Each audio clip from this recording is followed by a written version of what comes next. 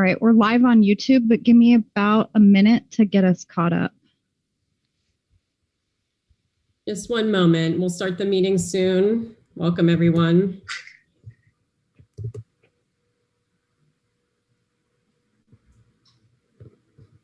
And we're caught up. You're good to go. All right, great. Thanks, Jenny. Welcome to the school board meeting this evening. We are reconvening to open session, and before we get started, I would like to introduce Mariana to give an announcement for our Spanish speakers this evening. Hola, buenas noches. Estamos comenzando la reunión de esta noche y a todos los que deseen escuchar esta reunión en español, tienen la opción de hacerlo en una burbuja abajo que dice Spanish. Si quieren escucharla en inglés, continúan aquí. Gracias. Thank you, Kelly. Thank you. All right, now we will get started with our Pledge of Allegiance. And as usual, if you have a flag, please look at the flag. If not, please look to the right and recite the pledge with me. I pledge allegiance to the flag of the United States of America and to the republic for which it stands, one nation, under God, indivisible, with liberty and justice for all. Great, thank you. And now I need a motion to approve the agenda. I move we approve the agenda. Thank you, Jeannie. And a second? I'll second that. Thank you, Lori. All right, we will, any changes, adjustments? Okay, we will go ahead and vote. Lori? Aye. Jeannie Fernandez? Aye. Julie? Aye. Angie? Aye. Kelly? Aye. Jeannie Broom? Aye. And Satori? Hi. Thank you. So next we have the opportunity for input from the public regarding items not on open session agenda. This is the opportunity for people from the public to comment on things that aren't agendized this evening.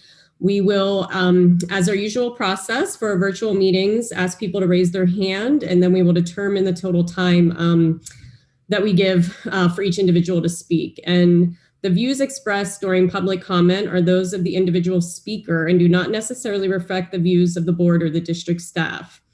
The district believes in an inclusive, welcoming, and safe environment for its meetings for all of our community. The board respects each individual's rights to express ideas and opinions. Pursuant to applicable law and board policy, the board will not prohibit public criticism of the board or district. We kindly ask that when making public comment, you refrain from use of profanity, exercise tolerance of others and their viewpoints, and exemplify model behavior. Please be mindful that district students may be watching. You are encouraged to address the board and the public in a respectful manner, such to all those observing, from children to adults, are made to feel welcome, safe, and respected. The board will not permit any disturbance or willful interruption of board meetings. Persistent or excessive disruption by any individual or group shall be grounds to terminate the privilege of addressing the board. Thank you. And with that, we will go ahead and open it up for public comment. Perfect. Did you want us? Yeah, if anyone who wants to make comment, 13, okay. And climbing.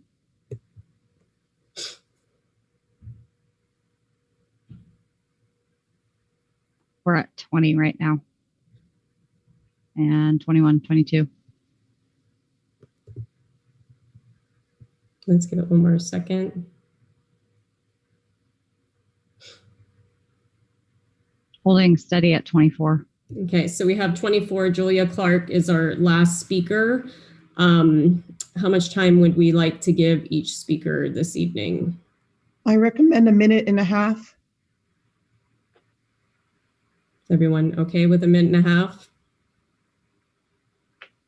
Okay.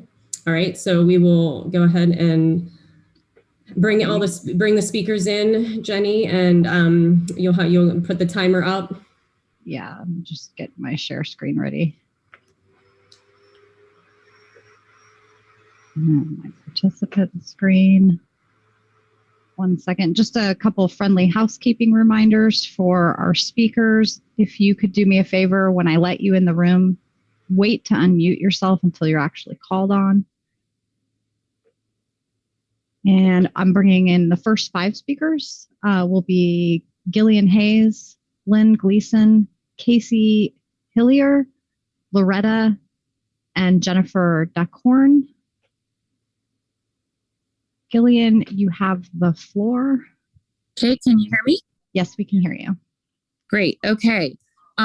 Great news that school's open and in. I was really happy. Our Elmo boosters provided snacks and balloons and signs and a great welcome for kids coming back to class. I think it's time we start thinking about in-person board meetings again. We can socially distance, and if the kids can be at school, I think you can hold your board meetings. So take some time to think about that. Just wanted to let you know the rebranding the Unity meeting started today with the kids. It was led by the Annalise ceramics teacher. Really? You guys should have really had an unbiased professional team builder trying to build common goals with the kids and working on their individual interests, and not have Annalise start and kick this lead off. If we want to be inclusive, you guys, you got to lead by example. They're asking about mascots and colors and names, but they're not talking about what common goals do you guys have for next year? How are we going to work with our leadership classes together? How about sports? Hello? Somebody talking? Oh, maybe that was someone else's background noise. Anyways, Loretta, friendly reminder, please don't unmute yourself. Sorry, I'll give you back your 15 seconds there. Thank you. The survey that came out was pretty dry. What mascot, what name, why? Again, why aren't you working with a professional team builder over the course of several months to bring collaboration through Elmo and Annalie kids before you decide a mascot name and colors? How do you expect the survey to provide meaningful input when our children aren't even on the same page yet? They haven't even set goals together. Any work environment, family environment, school environment, you really need to be thoughtful when you're bringing together two opposing positions. It's important to identify these common interests, set those goals. Don't just jump in and rename. You're just going to take a list of these dry survey answers and randomly select. I just think it would be better if the students were able to participate in a brainstorming session together. Once they have those goals set, a professional facilitator, not just a varsity brand person that has never worked with schools that are closing and reopening together. Next speaker is Lynn Gleason. Hi, can you hear me? We can. Good evening. I'm asking the board to slow down with the rebranding process. I feel the board has its own agenda and isn't listening to its stakeholders. Our community is divided. There's a recall of trustees, a potential lawsuit that's going to be costly. El Molino community is angry. The taxpayers in our district aren't supporting schools, shown by our last election. With this present state of affairs, the priority should be making our schools safe during COVID times, unifying our students, teachers, and community towards consolidation. Consolidation was to save money and to provide a stronger curriculum, not time to use bond money to rebrand. The board has the responsibility to our district to be fiscally responsible. I believe rebranding is in the district's best interest at this time. Rebranding needs to take a back seat. Let's work on bringing the communities together, unifying the stakeholders. Needs to take time to adapt. Slow down, listen to the stakeholders, be more transparent in your process in bringing the two communities together. Thank you. Thank you. Next speaker is Loretta. I believe it's Loretta Castleberry. Can you go ahead and unmute yourself, Loretta? Oh, I might have to give her permission.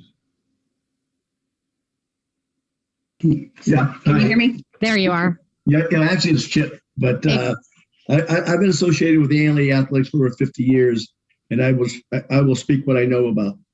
Over the years, I've been responsible for ordering uniforms and helping athletes get into college.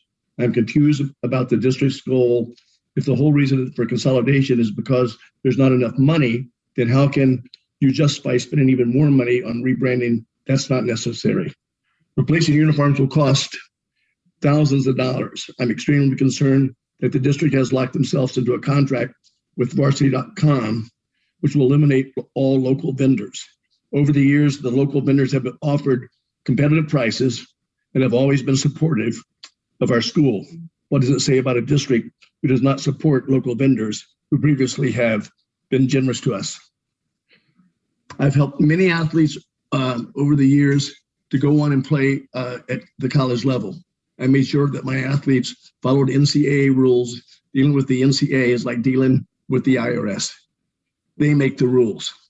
I recently visited their website and was alarmed to find that the El Molino High School account had been deactivated on March the 22nd.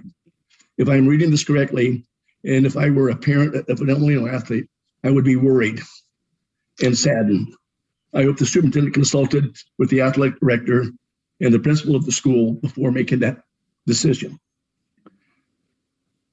Until all financial information is made available to our taxpayers and all easy for me to say, are complete, it's time to slow down a little bit, put the brakes on when it comes concerned with rebranding. I know it's a difficult job, but thank you very much. Thank you. Our next speaker is Casey Hillier. I apologize if I said your name wrong. That's okay. Can you hear me okay? Yes. Okay. My name is Casey Hillier, and I'm an Annalee alumni and parent of two hopeful future Annalee students. I've watched every board meeting since October, and I'm deeply concerned about the way that this is playing out. You have a community totally divided. One feels completely disenfranchised, underrepresented, and is losing their school. The other is devastated that you would try to strip them of their identity after 113 years as a tit-for-tat consolation prize, pitting the two communities against each other. You have one petition out there that has over 3,000 signatures against rushing this consolidation, and another one that has almost 2,500 signatures against rebranding and renaming the schools. Had you just slowed down, taken the necessary time, and understood the gravity of what you're doing and the ramifications that are coming from it, this could be a very different situation. You voted to consolidate for next school year, and the very next week you voted to rebrand and rename, all in the name of unity. This gives the impression that this was the plan all along, and you've lost the faith of the community. There's a pending lawsuit against you to stop this consolidation. There are 3 recalls in the works. Why on earth are you stepping on the gas and ramming this through? You have to understand how this looks to the community. You must stop. You've got to revote to push this consolidation back a year. Form a committee to explore every single option and school model to keep El Molino open. And if then you decide that consolidation is the only option, do so in a thoughtful way that encourages all student and community buy-in and keeps the names of both campuses. To spend one dime to rebrand and rename when you are in a financial crisis is so blatantly irresponsible. A band-aid of a name change isn't where true unity happens. It happens over time. It happens in the classroom. It happens on the sports field. It happens at home when you have parents that can believe in your vision and trust that you have their child's best interest. The way it is now, that's just not the case. Please revote and do this the right way. Thank you. Thank you. Our next speaker is Jennifer Duckhorn, but I'm also bringing in Janelle Roventini, Sonoma Superior Court D22, Jesselie Mills, Adelia Canterbury, and Mary Bracken. Jennifer, you have the floor. Okay, can you hear me? Yes, I can. Okay, great. Thank you. I have great concern over the expeditious consolidating and rebranding. Many studies and articles have been completed regarding the health impact on young adults from erratic school closures. Over the past 4 years, our students have been the victims of a myriad of traumatic events: fires, floods, a pandemic, and the possible inclusion of the closure of a campus has the potential to send many over the brink. Studies have reiterated the negative impact on academic achievement, GPA, attendance, and student-teacher relationships. Closing a school disrupts a student's place of safety and stability. Time allows students the opportunity to build capacity for resiliency. I respectfully request that you utilize AB 86 funds so that we can create a transition plan that will address the mental healing and educational deficiency that exists for many due to the COVID-19 pandemic. The district has the financial means to slow down the process of consolidation, allowing us to focus on paving the road for future educational opportunities, mental health resilience, and bringing our communities together. It's worth the time and effort and the heart. And I know that you all want to do what's best for the students. Somehow we got on the wrong road, but I'm confident that we have the opportunity to recorrect and bring it back. And I just want to say thank you for all your time and effort. It's not easy being a board member. Thanks, Jenny. Thank you. Our next speaker is Janelle Roventini. You can go ahead and unmute yourself. Hi, can you hear me? I can hear you. Hi, good evening. My name, like you said, is Janelle Roventini. I'm a lifelong West County resident and Annalee alumni. I've had 2 children go through West County high schools, and I currently have a freshman at Annalee. I also have a 12-year-old that will be hopefully going to one of our schools. I implore you to please pause. Please put this consolidation on hold. It is happening much too fast. We are barely starting to come out of a pandemic. If you truly have the best interest of our students at heart, you will realize that now is not the time to continue with a proposal such as this. It would be prudent for the district in its current financial situation to wait until any and all lawsuits and recall elections are settled. It makes no sense to spend more time and money on a consolidation now that could possibly be overturned in the near future. Please just slow down and let our students continue at Annalee, El Molino, and Laguna this coming fall. I feel that the superintendent and the school board are not listening to us, your constituents, the people that vote for you, and how we feel moving forward. Please stop trying to push this consolidation through in such a rushed and reckless manner. Thank you. Thank you. Our next speaker is Superior Court 22 or D22. If you could state your name for the record, that would be great. Go ahead and unmute yourself. If I could, before you start, this is Jim Bertoli. My courtroom is following me around on Zoom for some reason. Not coincidentally, April 14th is the day the Titanic sank. The crew proceeded full speed ahead despite warnings. Like the Titanic, this board seems determined, regardless of public sentiment, financial peril, or political consequences, to proceed to rename Annalee. Ongoing budgetary shortfalls required the district to carry out their fiduciary duty, and renaming Annalee breaches that duty, as it certainly will cost the district hundreds of thousands of dollars when its highest obligation is to ensure fiscal soundness. Proceeding to rebrand without a firm grasp of the exact cost is frankly a dereliction of duty. It is incredibly odd to consider rebranding something that signifies all the attributes one looks for in a high school: academic excellence, athletic competitiveness, and a positive role in the community. If it ain't broke, don't fix it. My commitment to this school runs strong. I skipped the tradition of being sworn in as a judge at the courthouse and had my ceremony at Annalee. It is that depth of tradition, not unique to me, that the board appears ready to end, when it also appears that very, very few are clamoring for such a change. It goes without saying that continued fiscal responsibility, ignoring the will of constituents, and minimizing the role of Annalee High School that it plays in this county will be done at political peril. Spending a single dollar on rebranding when our district faces incredible financial challenges is still the kind of irresponsible activity that I'm sure the board does not want to be associated with. I hope that they work to preserve the fiscal integrity of the district and the community works to weather this storm. Thank you for your comments. Our next speaker is Jessie Mills. Good evening. Similar to Judge Bertoli, I do have deep roots at the El Molino campus, so I understand where the Annalee community is coming from as well. Board President Noe gave her preamble before this meeting, and it really struck a chord. She said the district students are watching. And it made me think, if this was an open meeting at a public place where the students could actually be there, it would be important. I think it's really important to note that the board would have to look at these students, because they would be there and they would be watching. We're sitting here hiding behind screens right now. I can't see you, you can't see me. You can't see the people here who are affected by your decision. So I think we need to have public meetings. with that said, I do want to point out that, you know, I met with Tony and Kelly and Gillian and Linda Hopkins on Monday, and Tony's response to us saying use the funds, use the COVID funds, use the stimulus funds was we can't use that money to stop consolidation.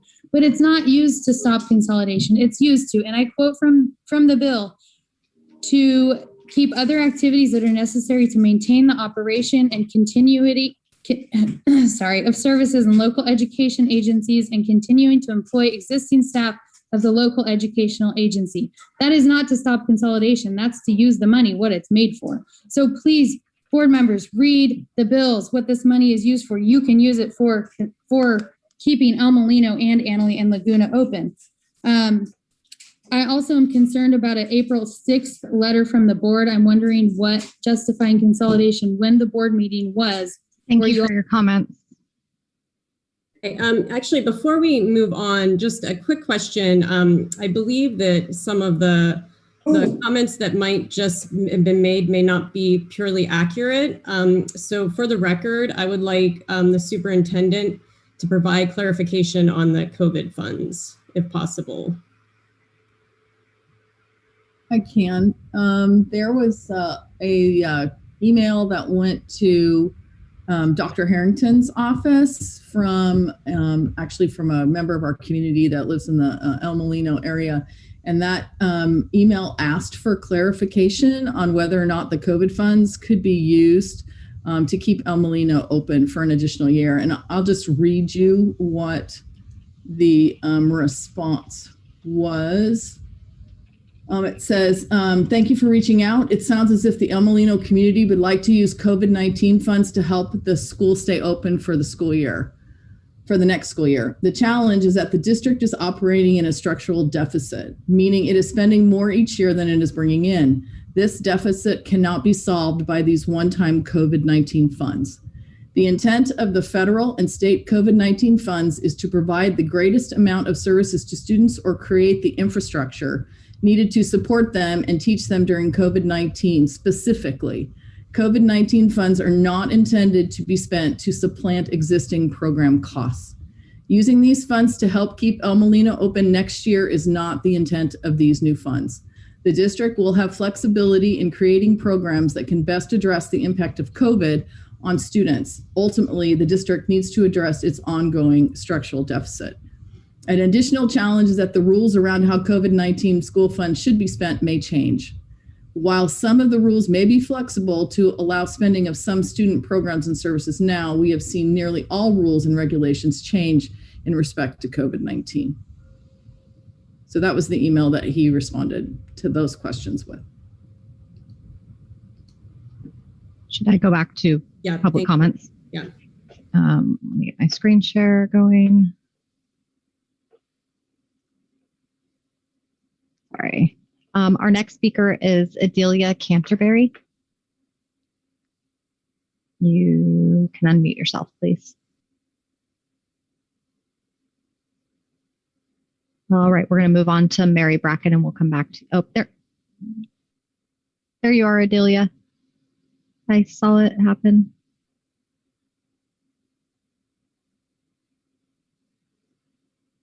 All right, we're going to go to Mary Bracken. Good evening, Mary Bracken, Monte Rio, California, president of the El Molino Education Fund, California Teachers Association, National Education Association, retired North Bay chapter, and a host of other hats that I wear.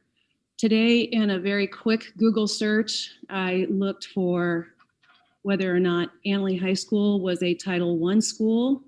I learned it is not. I learned that El Molino High School is indeed a Title I school, and so is Laguna High School. The federal funds that Dr. Harrington is referring to are generated largely on your Title I population. That $2.7 million is to be spent in the district per district plan, but those funds are generated by the students in those two schools. Furthermore, in the April 6th letter that was sent to the parents, I would like to point out that the El Molino Education Fund for the past 2 years has collectively put together over $85,000 to save electives at El Molino High School. Those included yearbook, dance, and French. So this list of cutting back to the 6-period day, I just wanted the public to know that the El Molino community has been very supportive of the elective program at El Molino High School, and I just wanted you to hear that fund. Also, likewise, unfortunately, if there is no El Molino, we won't be able to continue our partnership with Sebastopol Hardware, who helped us with awarding our teachers with back-to-school gift cards. They very generously kicked in $1,000 to help us in our effort to award all of our teachers. Thank you, Mary, for your comments. Our next speaker is Adelia. A minute and a half. We've got 25 speakers. I didn't make the rule, just enforce it. Next speaker is Adelia Canterbury, and then I'll be bringing into the room Gio Mendez, Kate Thompson, Jessica, and then Mary Lou Saldana. Adelia, could you try to unmute yourself again? Can you hear me? Yes, we can. Okay, great. My name's Adelia, and I am the parent of an El Molino sophomore. I'm also the parent of an 11-year-old who we hope will go to El Molino. I am asking the board to reverse the decision to consolidate because this seems more like an acquisition than a consolidation, an acquisition of the 500 El Molino students and an acquisition of the El Molino district's parcel taxes for the benefit of Annalee with complete disregard for the importance of El Molino High School in our students' lives, in the hopes and plans of families of future students, and in our community. If we are consolidating, El Molino needs to be involved on the same terms as Annalee. Consolidating onto the Annalee campus creates an equity issue that is difficult to address, but the effort must be made, and that is not possible in less than 4 months. A 2 years long plan is necessary to responsibly address the many, many issues involved in consolidation. Please reverse the decision to consolidate in 2021. Thank you for your comments. I apologize for not starting the clock. Our next speaker is Gio Mendez. Good evening, it's Kara Mendez. I'd like the board to re-vote on and reverse the decision to consolidate. Tony, the federal and state money the district has received can be used to keep class sizes small and keep jobs on all 3 campuses. And it's enough to keep all 3 campuses open for at least the next year, allowing enough time to consolidate responsibly. Have you asked your attorney about these funds? Speaking of saving money, because we're talking about saving money here, I'd also like to remind board members Kelly, Jeannie, and Lori that they will be saving the district money if they decide to step down rather than go through the recall process. Revote or recall? Thank you for your comment. Our next speaker. Jenny, I'm sorry. The comments, I feel like there might be an inaccurate comment. So just for the public record, would you like to provide a clarification? Would on the Title I funds? The COVID. Well, if you want to do if there was something about the Title I funds too, but the COVID funds were mentioned again. Yeah. I didn't make up the rules for the COVID funds. We received that guidance from Dr. Harrington and his business staff at SCO. So I just merely read what his feedback was for us in terms of that question that came to him. And there was also a question or statement about the Title I funds. All low-income students in our district generate our Title I funds regardless of what schools they attend. Our Title I funds are based on the number of low-income students that come into the district, and then the district makes a decision about how to allocate those funds. So the district receives funds for all students, and then the district in the past had made a decision to allocate those funds to El Molino and Laguna. The COVID funds that are coming into the district, those will be calculated based on our Title I counts that we have throughout the whole entire district. But those monies after they come in are to be used for all the students in the district. And our next speaker is Kate Thompson. Go ahead and unmute yourself. Hi, I'm an educator with my master's in education from UCLA and my college counseling certificate from UC San Diego, and I'm speaking in regards to the concern I have with the name change of Anley High School. First of all, if this is truly a fiscal decision, then immediately changing the name of the high school is clearly ludicrous. But honestly, this is a much bigger issue than purely a name change. Merging two schools under a new name would potentially affect college acceptances for current students. When students apply to college, every high school submits a school profile so they know what course options are available to students. It's a way to measure whether or not students are taking the most rigorous classes offered. If El Molino students have not been offered the same courses, which they haven't, this could be very problematic. Also, has the NCAA been approved for this new school? It was suggested that it would be as easy as the push of a button. According to the NCAA portal, El Molino's account was closed on March 22nd. 17 business days have passed. The NCAA portal does not reflect a merger of the two college course catalogs. The community deserves to know if this has been resolved. I have family members who are student athletes at both schools. Do you truly believe this can successfully be completed? This gigantic undertaking successfully be completed in a couple of months. Lastly, this has torn a beautiful, strong community apart.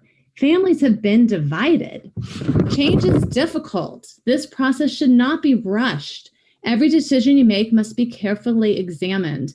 This is definitely not the time for hastiness. I appreciate all of your hard work. I know it's not easy, but I really think, as so many people have said, we need to slow down, take a pause. Thank you for your comments. Our next speaker is Jessica. If you could state your last name for the record, that would be great. Hi, my name is Jessica Hawks. When you guys first started talking about the consolidation, you had said that if you came across the money and there was a $750,000 plus or minus, that you would not follow through with a consolidation. Now, as Jeff said last meeting, it sounds like you guys are in good shape money-wise for now. I would like to ask the board to please reconsider voting for the consolidation and to hold off on this until everything can be a smooth transition if one day consolidation does actually have to happen, because right now it does not. So please, board members, make a motion to discuss the consolidation again and hold off for the 21-22 school year. Let the kids get back in their classrooms and get somewhat back to normal again. It will also give you time to do your research. Also, while I'm at it, I would love to suggest the resignation of Kelly, Jeannie, and Lori. Thank you.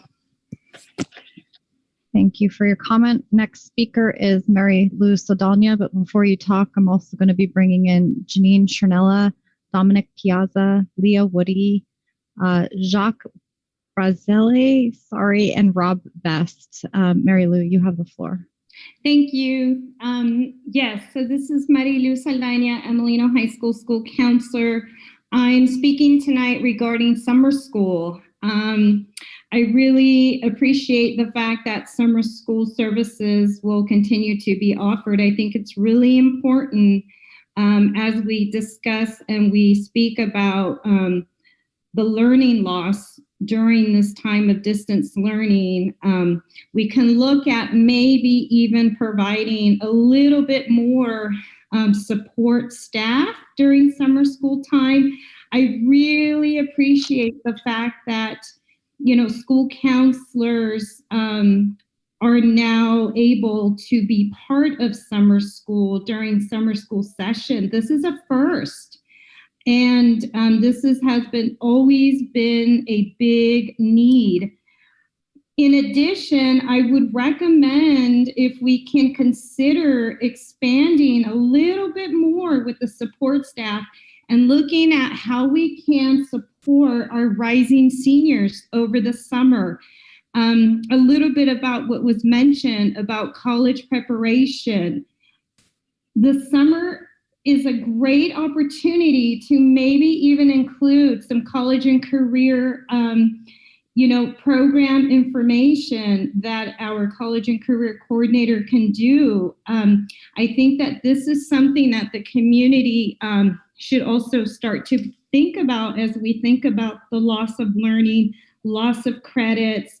And so I really appreciate for the first time since I've been a school counselor that we have the opportunity to have a school counselor, but also expand it a little bit more. Thank you, Mary Lou.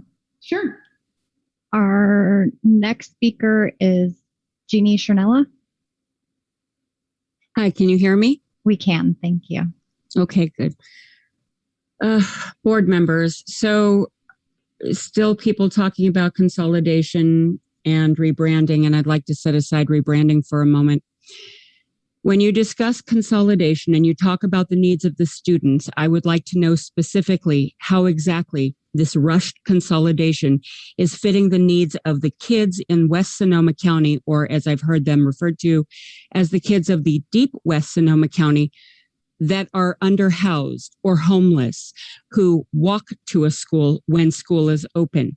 How exactly are these kids getting from Monterey, Jenner, Guerneville to Sebastopol when their mode of transportation is their feet? You are not serving those children. And unless you have not been paying attention, there is a rise of a new variant. So how exactly is putting 1,800 students into Annalee High School, shoving them into classrooms, keeping them socially distanced and safe? This is not the time for consolidation. This is the time to keep all high schools open while the world figures out how we are all going to survive. The creation of a super school is quite frankly way ahead of the curve here. You need to be supporting the needs of the community, the needs of all of the students, not just the wealthy ones, and not just the ones that are sitting in the most populated 2 areas of Sonoma County. Thank you. Thank you for your comments. Our next speaker is Dominic Piazza. Hi, this is Dominic Piazza, recent Amelino alum, UC Davis student, and community member. Having seen how the consolidation process has unfolded over this past month, it has become increasingly clear that this process is far too accelerated to do it justice. It's happening too fast. While I hope that all of us here would prefer not consolidating at all if we could help it, everyone wants this done right. I know some of you on the board have tried to emphasize ideas about utilizing both campuses and reimagining a new model for public education. But clearly, these messages haven't been resonating. Don't you understand why? Because this whole consolidation process has been a flurried rush. You should immediately delay consolidation to the 2022-2023 school year in order to give the process more time. I know you'll probably shoot down our requests with some sham argument about how the district's financials can't accommodate delaying consolidation. We, the community, are not stupid. We pay attention, we've read the laws, we've done the math, we know what's possible and what isn't. We see right through the statements that some of you make. We're not going to plead with you anymore because we tried that and it got us nowhere. Now we're demanding. As our community representatives entrusted to run our local school district, your actions should reflect our desires. Don't try to spin it and say this rapid consolidation is in our best interest. It's not. El Molino students just returned to campus. We can't take it away from them like this. Let's do this the right way. I know this is going to fall on deaf ears. You've made that clear tonight. The majority of you made up your minds a long time ago. Thank you. Thank you. Our next speaker is Leah Woody. Can you go ahead and unmute yourself, Leah? Yeah, thank you, Jenny.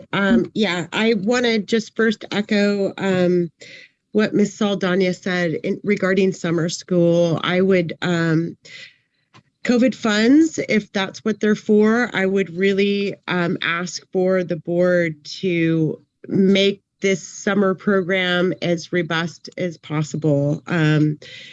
I'm concerned about seniors and also rising seniors, students that were academically strong, that thrived in an in-person environment but fell off the map because of COVID. So because we're returning to campus, I'm hoping that we can talk more about that, and I'd like to be part of that conversation further. And I also would like to echo Casey Hillier regarding just consolidation and that this process is going far too quickly for everyone in the community. And I request, please, I plead with the board to just slow it down. Let's do what's best for our community.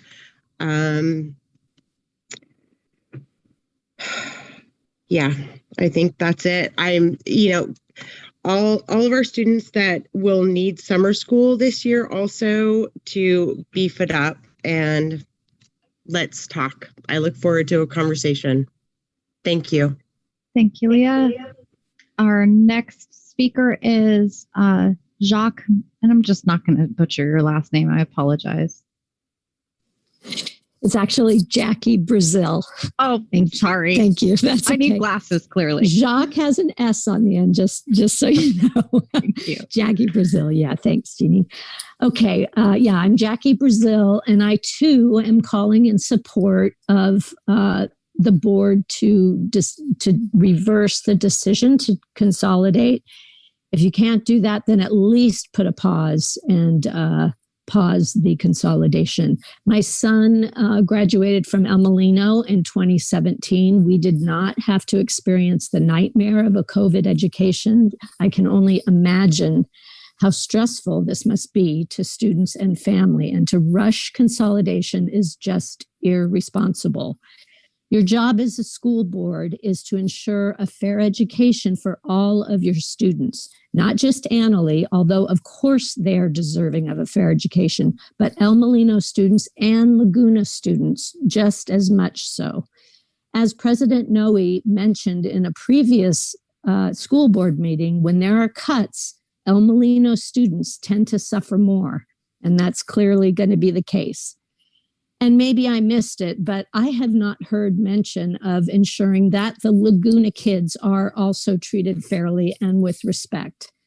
How many conversations about inequity do we have to have these days until people with the power can do something about that? The power is in your hands, school board members. You can do your jobs and ensure quality education for all of your students. Set them up for success. Please delay consolidation for a year.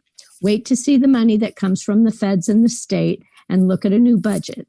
Get school principals' input, students and parents and teachers' input. You have the power, so please do this. Thank you. Thank you for your comments. Our next speaker is Rob Best, but I'm also going to bring in our last speakers, Amanda Woods, Randy Marcotte, Julia Clark, Waylon Del Drago, and Jenny O'Leary. Rob, you have the floor. Me? Yes. This is Heather Dale Best calling. I just wanted to check in and make a comment in regard to the person that said acquisition, because it is an acquisition. Our kids are grasping for any normalcy they can get right now, and most of you are not listening. You need to reverse the decision and revote. In October 2020, we were presented 6 options. Now I know that you were going to go straight to option number 6, and we were fooled into thinking that we could participate together as an entire community if Measure A and B passed and if those one-time funds were received. And hey, some of them have been received, so there's that. You are not listening. Most of you are not listening to your constituents and to your community. This is not healthy for our children. You are not listening. You are creating division in our community that is so special. Annalee and El Molino, we have a rivalry. It's healthy until you make it not healthy, which is what you are doing right now. Tony, we are not trying to solve issues with COVID-19 funds. We're trying to buy time to work together and perhaps involve our entire community in this process. Since you have not done this, we were trying to do this. We've only done this since October, not for the last 10 years, Ms. Fernandez. You need to represent your entire community, and you are not. The April letter to the parents was one thing. I am nauseated that you sent it to my child. Jenny, you should be embarrassed that your name's on that, by the by.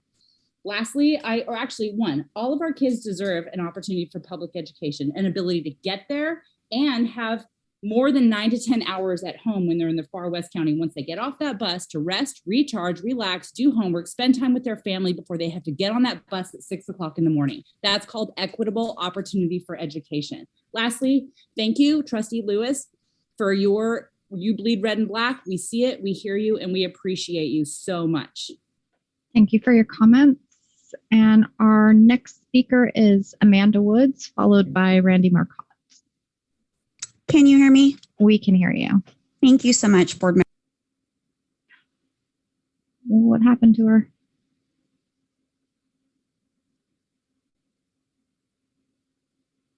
Amanda, can you unmute yourself again? Technical Can you hear me now? Yeah, sorry, that was me.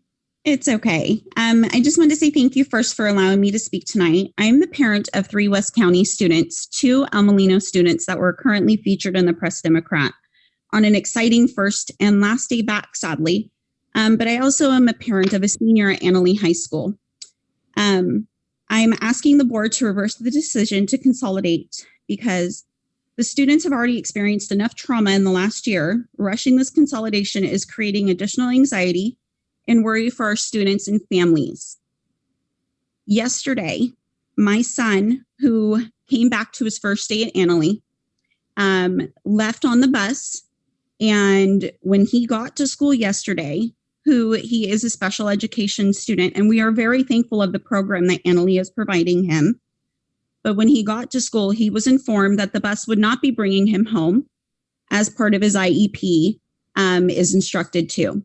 He was told the district would be handing him a city bus pass to be sending him home and that he would have to rush down to catch the bus. God love my son, but he is not good with following directions and being told he is going to be riding a city bus that is not directly being taken to Forestville or Guerneville, but to Santa Rosa, then switching over, became to be his exciting first day back, became an anxiety-ridden first day. I'm worried that this is something that we will be expecting next year and seeing next year if this consolidation passes. How are you going to be providing 500 students to West County with city bus passes if you will not be transporting them home? Thank you very much. And please pause and slow down with this consolidation.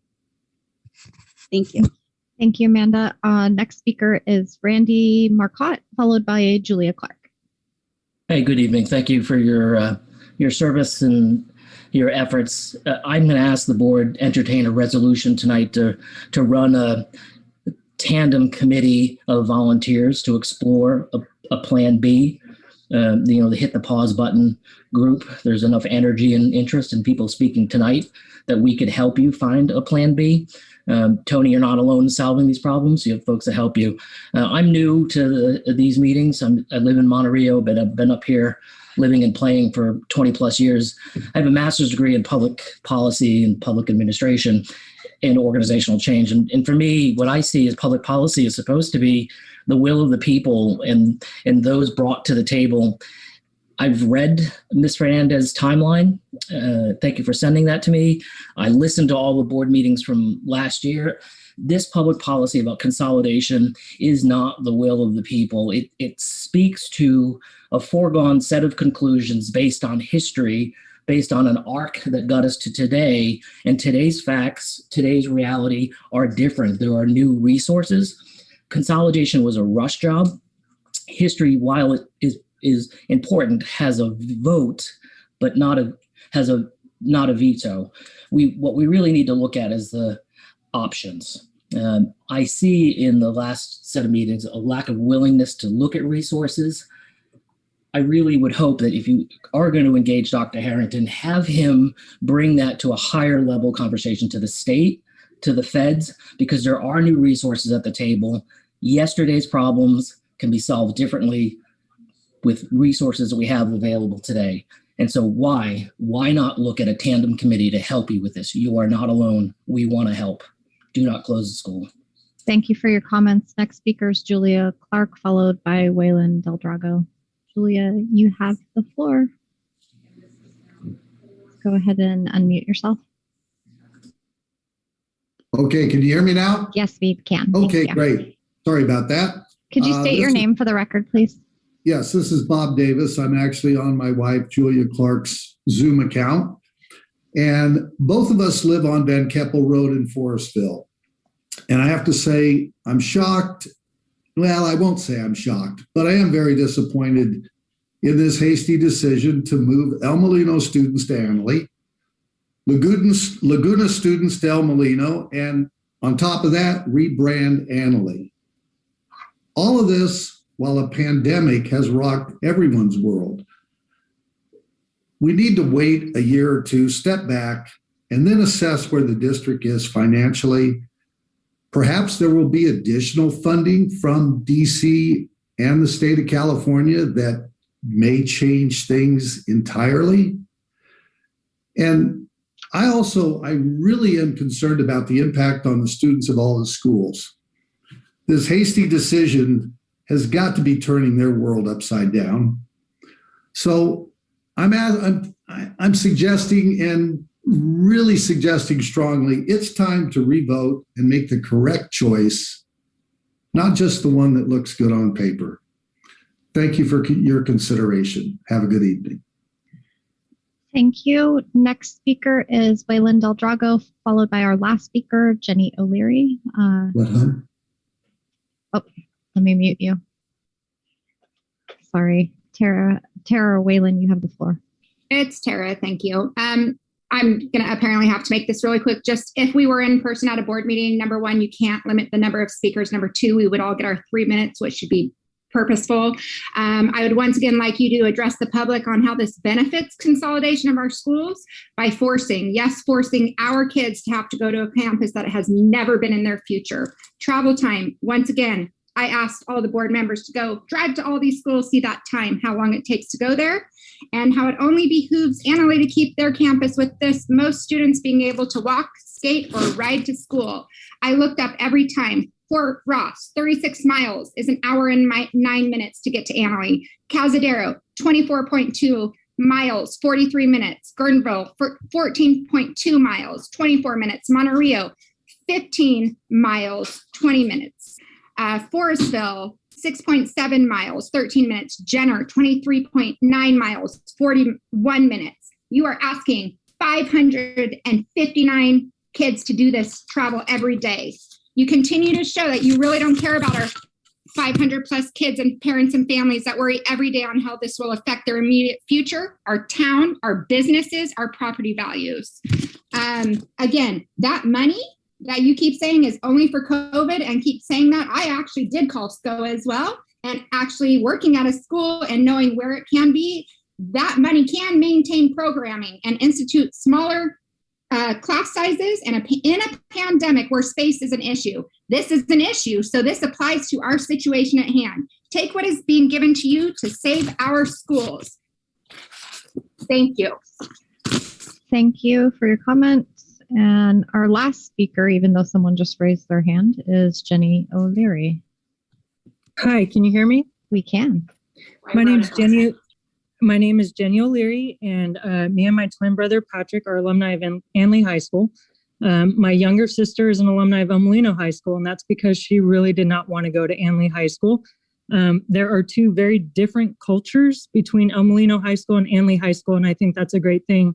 It was a great thing for our family that my sister was able to go to El Molino. So me personally, I have love for both of these high schools, and I'm devastated at the thought of consolidating them. That being said, I'm also a firefighter in Oak Grove, and if there's one thing I can try to really convey to this board in a minute's time, is suicides for teens are on the rise. If you've never done CPR on a teenager who's hung themselves and been around the family who's had to cut them down, this is the mental health aspect I am terrified about. The fact that 13 Reasons Why, a Netflix series, has been filmed at Annalee High School, I feel that this board should be more aware of things like teen suicide, high school shootings, and the extreme potential of taking two very different cultures and merging them too soon. A consolidation can probably happen in the future, but I really, really feel this is being rushed. And I'm really concerned about the well-being of the students being forced to consolidate when they're just not ready after seasons of wildfires, losing their homes, parents losing their jobs, COVID, and they're finally going back to school. I know I don't have much time left, but I know being a board member is a thankless job. So first off, thank you for your guys' time, but please, please consider slowing this down and taking the mental health aspect of these students seriously. I really mean it. It affects a community deeply, the mental health aspect. Thank you. Thank you for your comments. Okay, that's the end of our public comment period. I do want to just ask Tony, I believe there might have been a couple more of inaccurate statements made. Tony, do you want to add any clarification for the record? Any additional clarification for the official record? Sure. There was a statement, I think, about college acceptances. We had a conversation with the UC registrar, and the UC registrar explained to us that the process is when transcripts come in, they are judged on the school that the student attended in the year that the student attended. So, for example, if we have a student who attended El Molino for 3 years and then a year at the Consolidated school, when they look at the transcripts for the 3 years that they were at El Molino will be compared to the El Molino classes that were offered on their El Molino list. And then the final year, the senior year, will be compared with the courses that are offered at the Consolidated school. So the registrar said there shouldn't be an issue. Just to make sure there isn't an issue, they are suggesting that all seniors would state in the additional comments line that our school consolidated in the 21-22 school year, so that they make an additional note of that. In terms of the NCAA, I was on a phone call with the NCAA just prior to this board meeting, and I told them obviously it was a mistake that the El Molino NCAA had been removed, and so they're working on reinstating so that the El Molino students will get credit or be eligible for NCAA this year, and that the consolidation, the new school, would not start until the 21-22 school year. And my conversation with the NCAA has been that since we are combining the course catalogs of both schools, there shouldn't be an issue with NCAA eligibility for the seniors for next school year in 21-22. There was also a question about transportation, and I'm forgetting exactly what that was. You're going to see in my report that I give today more information about transportation. We've had conversations with both the West County Transportation and also the Sonoma County Transit Service about transportation, so I can explain what those conversations were about a little bit later. I'm also going to talk later about our LCAP and the purpose of our local control accountability plan that we're developing this year, or developing a new 3-year LCAP. The purpose of that plan is to address the needs of all students, with a high priority on our high priority students, meaning our English learners, our low income, our foster youth, our homeless, and our special education students. So there will be a very specific plan for addressing the needs of all of those students in that LCAP. I think the final one was an specific issue about transportation for one specific student. My understanding is that the bus service will begin officially tomorrow, and that student didn't actually need to take a West County Transit bus home that day. So my apologies if that was a mistake for that student, but the bus service will start tomorrow. And I think that's it. Thank you for adding the clarification.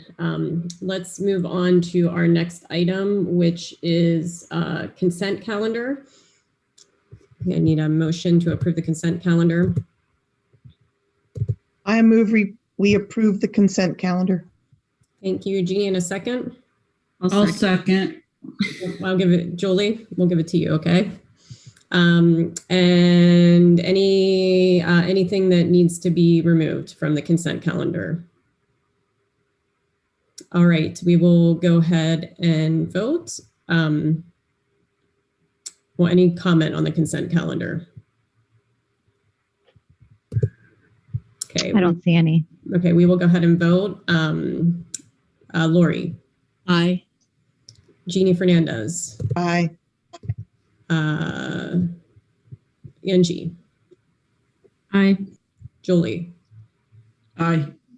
Kelly. Aye. Jeannie Broom. Aye. And Satori. Aye. All right, thank you. Now for our report out on closed session. There is no action to report out in closed session. Thank you. Now we'll move on to our reports this evening. We'll start with our student board representatives. Just Tori, do you want to give your report? Sure. Good evening, everyone. For our report, started off with students came back to a hybrid schedule this week. There were 2 cohorts that attended, cohort A and cohort B. Our very own Annalee Speech and Debate team is headed to state tournament. So that's exciting. And what's really awesome is that Annalee and Elmo leadership classes enjoyed a unity lunch at the Elmo field, which was a great step in the right direction to unify our 2 amazing schools. Our leadership teachers helped us use better language as we build a unified school culture and climate. Hunter Valencia, who is honored a local who makes a difference, sent out a survey to students about the rebranding of our consolidated high school, and along with a couple other students, started a new Instagram page called Annalee Elmo Unity, a positive step forward for all our students. Basketball, soccer, swim, football, softball, badminton, and track have started their seasons. Currently, there is a Leave Your Mark project for seniors, a Decorate Rock Garden project to celebrate class of 2021. And on our website, we still have our social emotional support for students, such as free counseling service called Care Solace, outreach therapy, and phone check-ins. Included in our support service are college and career guidance and academic support classes. That's the end of my report. Very kind of short, but thank you. Thank you. All right, now Jeannie Broom. All right, good evening. First of all, everyone is super excited to be back at school. Similar to Annalee, we have 2 cohorts. We were able to get all of our seniors into the same cohort, so they all get to hang out, which is super awesome.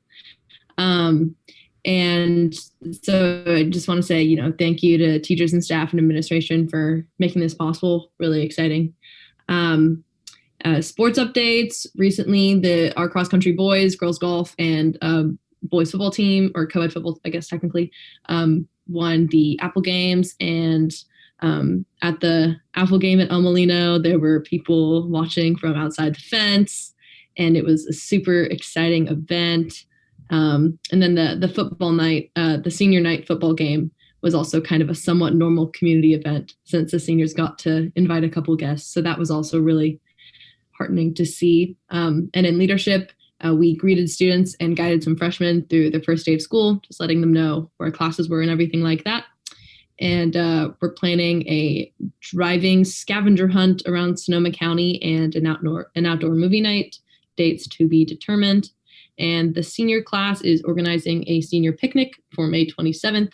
And we're also giving some feedback on a potential project grad night. So that's all. Thank you.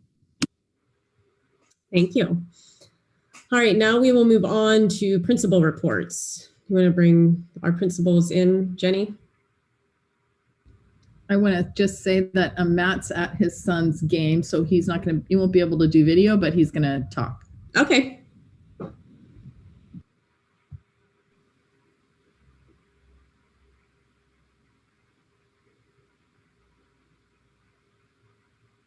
All right, they should both be in the room. And then do we have Matt on the phone? I don't see Matt yet. Hold on. There he is. Matt, you can go ahead and unmute yourself. That will let him, then he can get back to the game.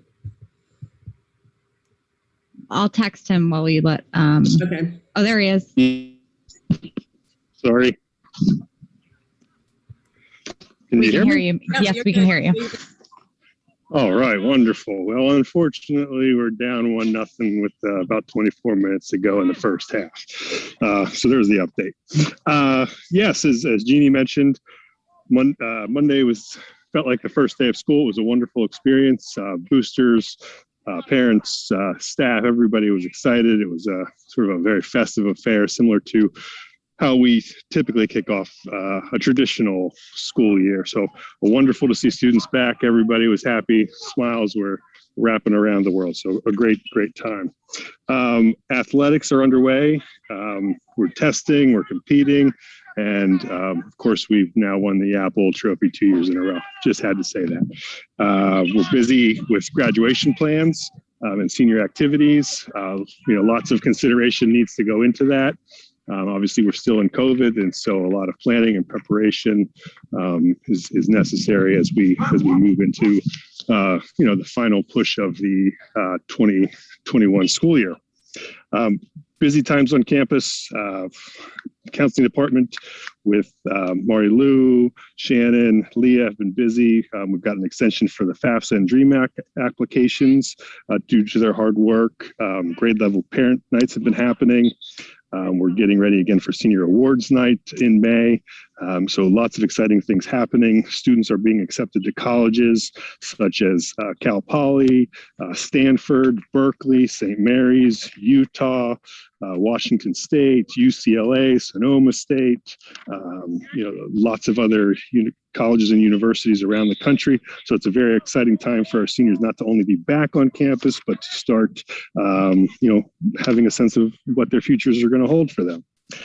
Some of the just basic comments we've got. I mean, how excited our teachers are through all this is just being able to put a real book in a student's hand, having a student actually go to a whiteboard and, write an equation out in a chemistry class, being able to take pictures for the yearbook, have all been a wonderful experiences that we've taken for granted for so many years that are occurring. So it's wonderful to have our students back on campus.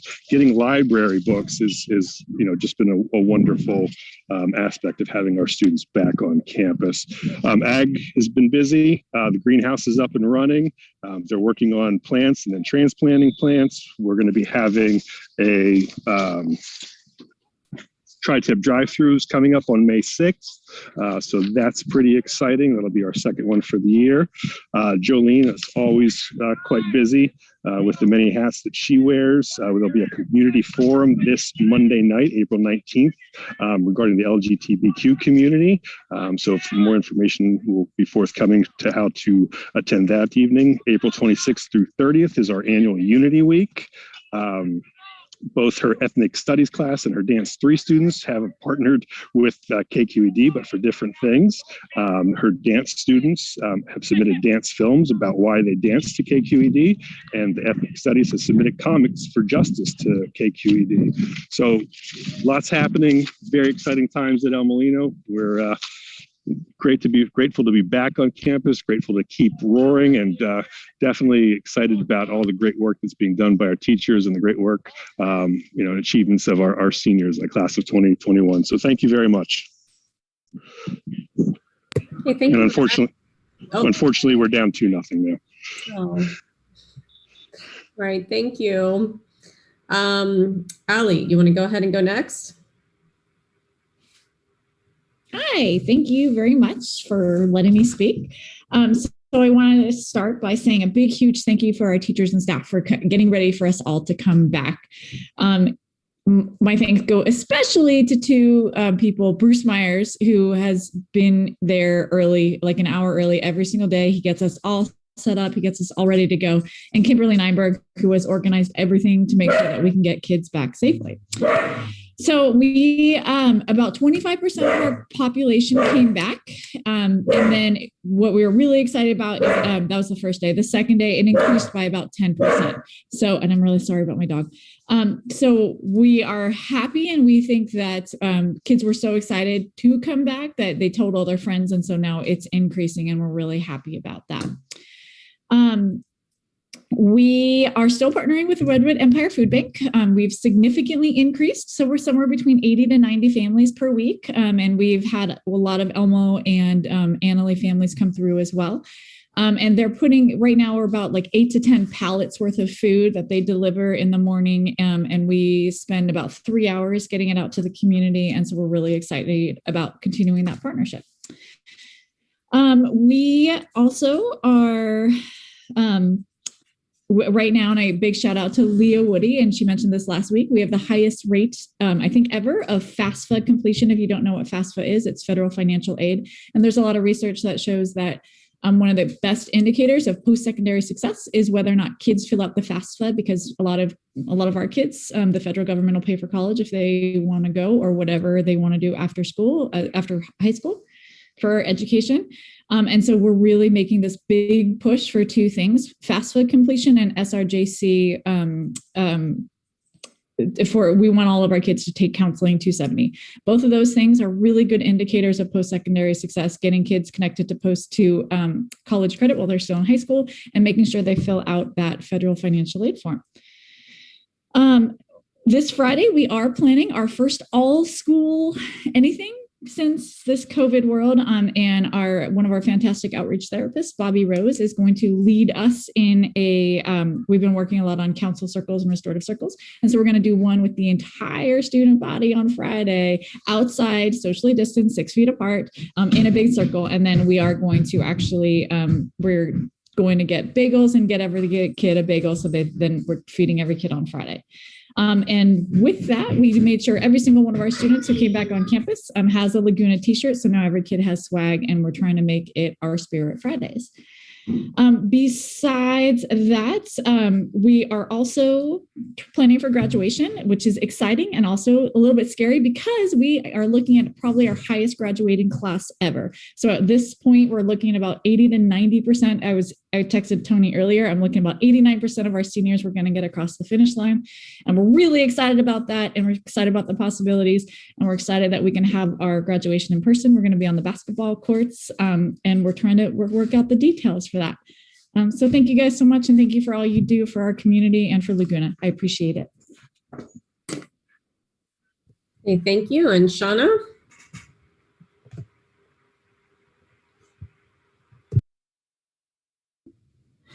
I can't believe I started talking on mute. Who still does that? It's very nice to see all of you, and it's hard to follow those reports because I have a lot of very similar things to say. Getting our students back onto campus has been really energizing, not only for the students themselves, but also for the staff and also for parents. So I've heard from students and staff and parents, and people are saying, oh my gosh, just a little bit of normalcy has gone a long way. So a huge shout out to the team that has made all of this happen. And really the team it's hard to think of anyone on our campus that wasn't part of the team. It's getting the classrooms ready. It's having snacks and lunches available for all of our students. It's having the tech in place. I can't think of a certain person or entity on the campus that isn't a part of bringing us all together. So my shout out goes to all of them, because I know I'd forget someone if I tried to list everybody. Our systems have been going very well with the 3 check-ins to get our students through. Everyone is understanding our Parent Student Square health survey, so that is a step in the right direction. And also we have our library set up, and our librarian, Julie McClelland, was so excited because a student actually came in and wanted to get a library book. What? And she said it was just really special because it seemed so normal and typical. And I was just also happy to hear that, someone out there is still reading an actual book. With all of our screen time, there are books being opened, and we appreciate that. As far as athletics goes, there's a lot going on right now, and I'm going to look down at my notes because I know I'll forget a team. Cross country, and then boys tennis, girls golf have wrapped up in the last 2 weeks. Baseball, softball, badminton, swimming, track, soccer, volleyball, boys golf, girls tennis, and girls and boys basketball are all going on right now. And to quote Joe Elwood, our athletic director, that facilities are challenging. So yes, we have a lot going on the campus, and trying to get all of that scheduled is it's a really big deal. So I appreciate all of the work that goes into that, and seeing our students competing is amazing. I thought the Apple game was also a really great testament to great sportsmanship. And, I want to congratulate our varsity team for coming in second. And that's not too bad, but maybe it is for football. Our AP seminar students recorded their team media reports today, which is the first time that has happened. And that completes their first performance task to be evaluated by the College Board, and it puts them on the first step towards earning their AP capstone diploma. Annalee High School's speech and debate team, just like what Satori mentioned earlier, they wrapped up a qualifying tournament on March 20th. Hunter Valencia, Jackson Lopez, as well as Madeline Christensen and Max Crichton qualified for the California State Tournament on May 23rd through the 25th. And in order to win a state tournament bid, these Annalee teams beat multiple nationally ranked teams. And our speech and debate coach is Nate Burrell. He is a former Annalee High School debater who trained under Lynette Williamson. And he has carried on her tradition, which we just absolutely think is amazing. He carried on the tradition for parliamentary debate. So congratulations to the students and to their great coach. For college and career, on Monday, April 9th, that starts off the Sonoma County Career Fest. College and career coordinators and counselors from across the county have partnered up with SCO and the CTE Foundation to put together a really amazing event for students.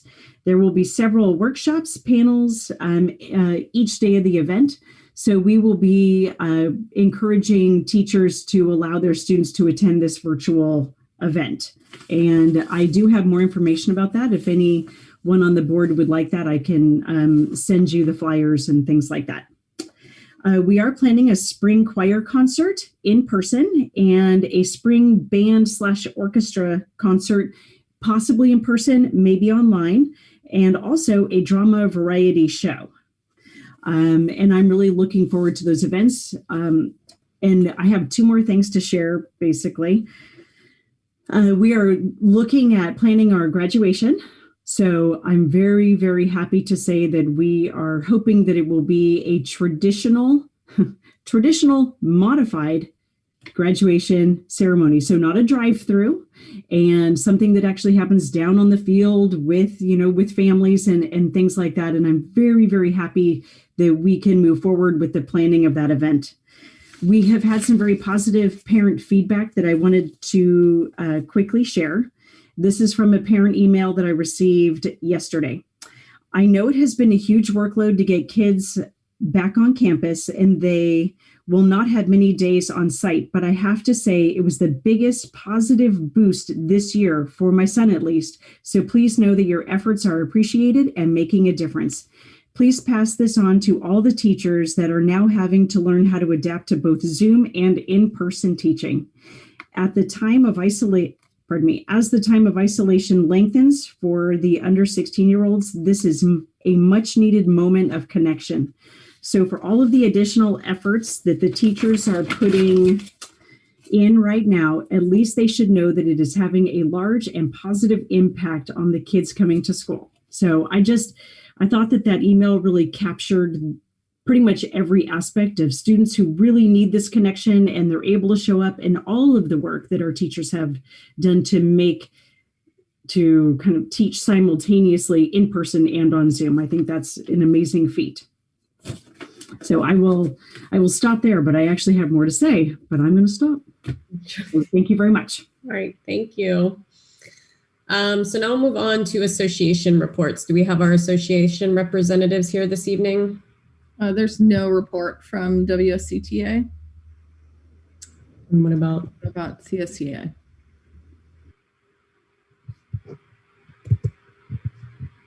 Julie's in the audience, but I don't see her with her hand. Yeah, she's not raising her hand. So I guess give it another second. We'll move on. All right. So now we will go on to board president report this evening. I would like to ask for volunteers for the Becky Hopper Award Committee. So just for our newer board members, every year we give an award to an individual or a group of individuals who have kind of gone above and beyond. If folks don't know who Becky Hopper was, she was a board member about 20-ish, give or take, years ago, who 25.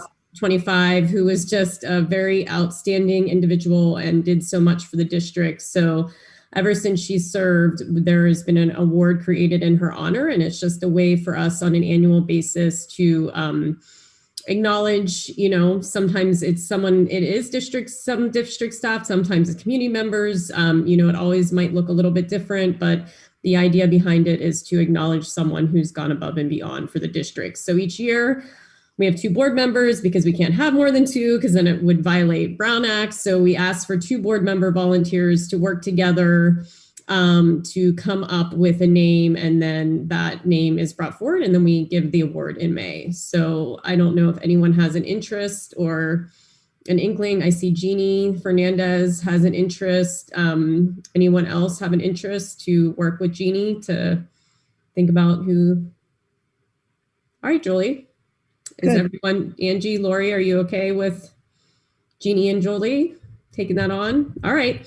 Well, I know Karen usually will reach out to you with a timeline because we have to have certain things done by certain times. I guess that's why you have a timeline. So she'll reach out to you, and then you can determine when you need to meet and have your conversations to get everything together. Can I also ask that if other trustees have any input, that they send that to one of us? Just if you have a name or a group of names or a suggestion, just make sure you can even send it to Karen, and Karen can get it to us however you like, just so we get your input. And Julie, I'll reach out to you and we'll find a time when we can get together.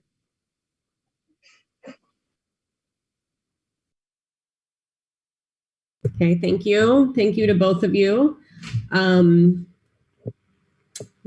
So now we will move on to the superintendent report. And you have a number of items this evening, Tony, that you're going to be updating us on. Yes, and rather than just talking at you, I decided I'd put it into a little presentation. So hopefully my computer will work and not shut down at the end of it like it did the last couple of times I've done this. This is the... Can I make a recommendation that we all shut our videos off so that the members of the community can see this better? So this is an update on the committees and the work that we're doing towards unity in the district. So let me see if I can get this to work. Here we go. So just a reminder that the purpose obviously is to unite our student, staff, and community. And the values around doing that include the values that we've outlined in our portrait of a graduate. And those are listed there: empathy, balance, curiosity, collaboration, communication, and resilience. So our Unity Committee has been meeting every Monday from 4 to 5. We've listed here the past meetings, the 4 times that we've met, and the additional meetings that are scheduled for the committee to meet. And what we've started doing in these committees is we meet as a full group for the initial part of the meeting, and then we break into the student focus groups, or excuse me, the focus groups. And the staff that are included in each of those focus groups are listed here. For this meeting, I did add the site that they're representing so that those are listed as well. So we have 3 groups. We have a student group, a staff group, and a community group. And these focus group are all working separately after we meet as a full group. Let's see, yes. So we've talked at previous meetings that we have 2 partners that we are working with for the Unity efforts. One is Varsity Brands, which is helping with the rebranding, and also Leadership and Design is also helping with the facilitation of the groups and the focus, helping us keep the focus on students. So the Unity Committee Action Plan for students, the student group in the phase 1 of the student group, they have, as you've heard earlier tonight, they have actually met. There was a randomized selection of students who expressed interest, and 16 students were identified. They represent all grade levels from both sites. There were 2 from each grade level from each site, and they comprise the design team. That design team met with the adult group, and they had their first meeting this morning. and they meet every Wednesday from 9:30 to 11. The initial meeting today, the purpose of this initial meeting was to bring the group together and to form a cohesive group. So that was the purpose today. At the same time, there was a survey that has gone out. The survey closes Friday. And that survey asked students, staff, and community their suggestions for a name, mascot, and colors. So what will happen at the second meeting with the student group is they will look at those results and then start to narrow those selections down into two that then they will bring to the board for the board's consideration. They'll be working with the varsity brands on creating prototypes based on what they've selected. And then the goal is to have a presentation to the board on their process and their recommendations for each of the new items, the brand, mascot, and the colors by the May 26th board meeting. At the same time that they're working on identifying the mascot, the name, and the colors, they are also, this group will be doing outreach after that process is complete. The student leadership group under the leadership of Mike Rohn and the leadership teacher from Annalee, they are working together and have already brought the student leadership groups together to begin to organize and plan opening experiences for students and to come together as a group. The plan would be to also do an additional student survey to ask students what they feel would be a good way to bring students together. And then there will also be discovery and campus tours. So while more effort will start to be focused on phase two, that has been started. So the student leadership groups have come together and begun that work. In addition, there's a staff group, and the staff group in phase one has implemented a staff survey. Don't know. Sorry, they have somebody's unmuted. They've implemented a staff survey, and based on that survey, they will identify needs that the staff has identified. They'll develop experiences to meet those needs and then plan opening experiences for the start of the school year, as well as activities that can happen between now and the end of the year. In the phase two of their work, they will finalize their opening meeting plans and design experiences for staff throughout the fall, and also identify those key conversations that need to happen about curriculum. So we're phase one and phase two in both of these scenarios will be completed prior to August. The first phase, the goal for the first phase is to be done by the end of school. There will be some summer work for people who'd like to continue that work through the summer. And then phase two would be finalized by the end of August. There's also a community group, and the community group at their last meeting on Monday, they broke into two groups. One of the groups was focused on identifying artifacts and rituals from each of the two campuses, and the other group was focused on looking at traditions that should be commemorated and archived for the history of those two schools. So in addition to the Unity Committee that's happening, we talked last time about the New School Partnership Grant. The planning committee that's listed here has continued to work and has been meeting every week to talk about how do we move forward with the planning to plan year for next year. We're in the process of completing a draft proposal, and the CTE Foundation will be securing financial support to continue that work next year. We also have a Bell Schedule Committee that's been meeting, and the first meeting of the Bell Schedule Committee met on February 17th. We've also met on March 3rd and March 17th. We have another meeting. We had one more meeting in March, and we have another meeting right now scheduled for April 21st. What's happened with this group is that they have created 3 different schedule scenarios that align with an 8:30 start beginning next school year. All 3 of these schedules allow for use of both campuses, primarily at the beginning of the day or at the end of the day.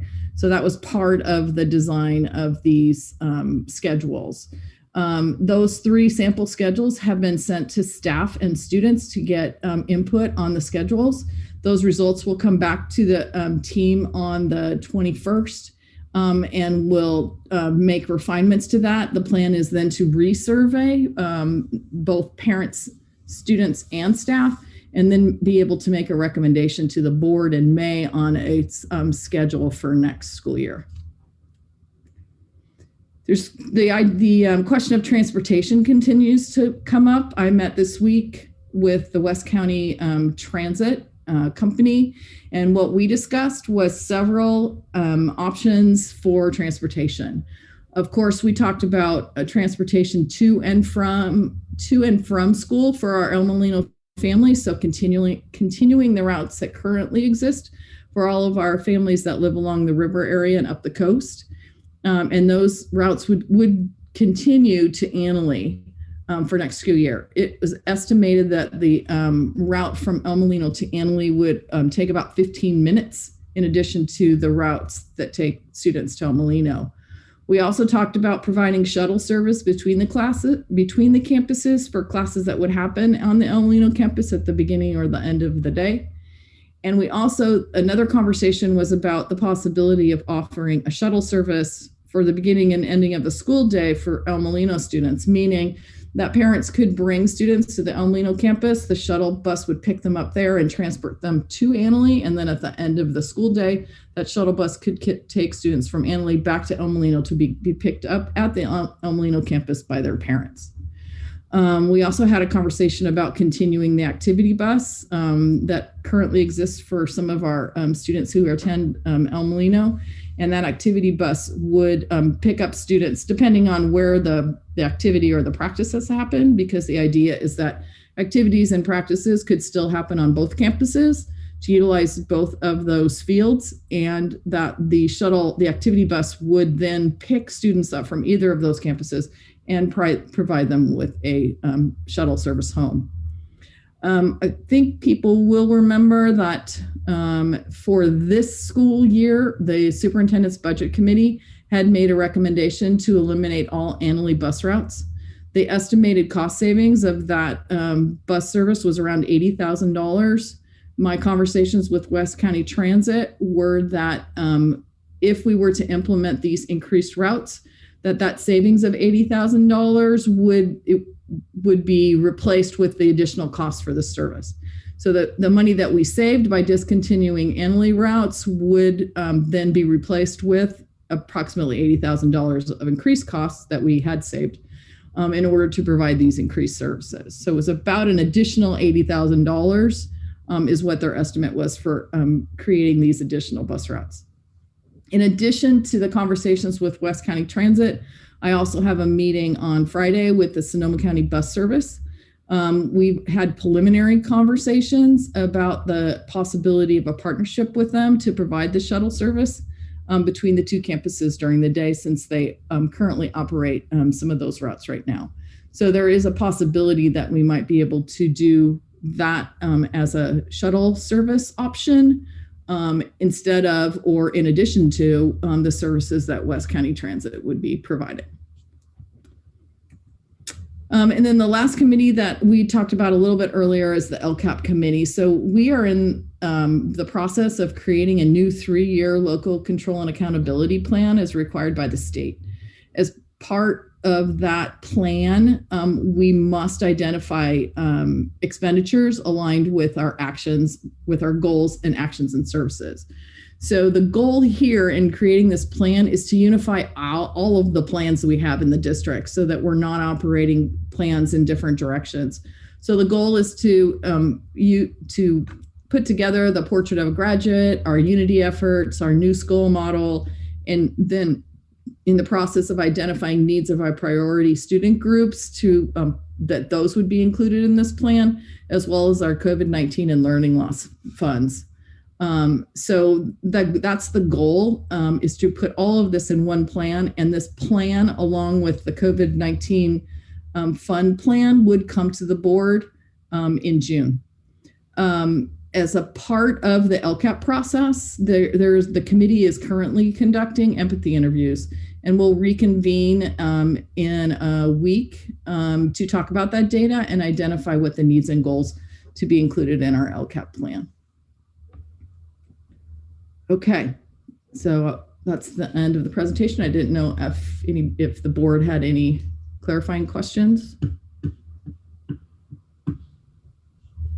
Go ahead, Jolie.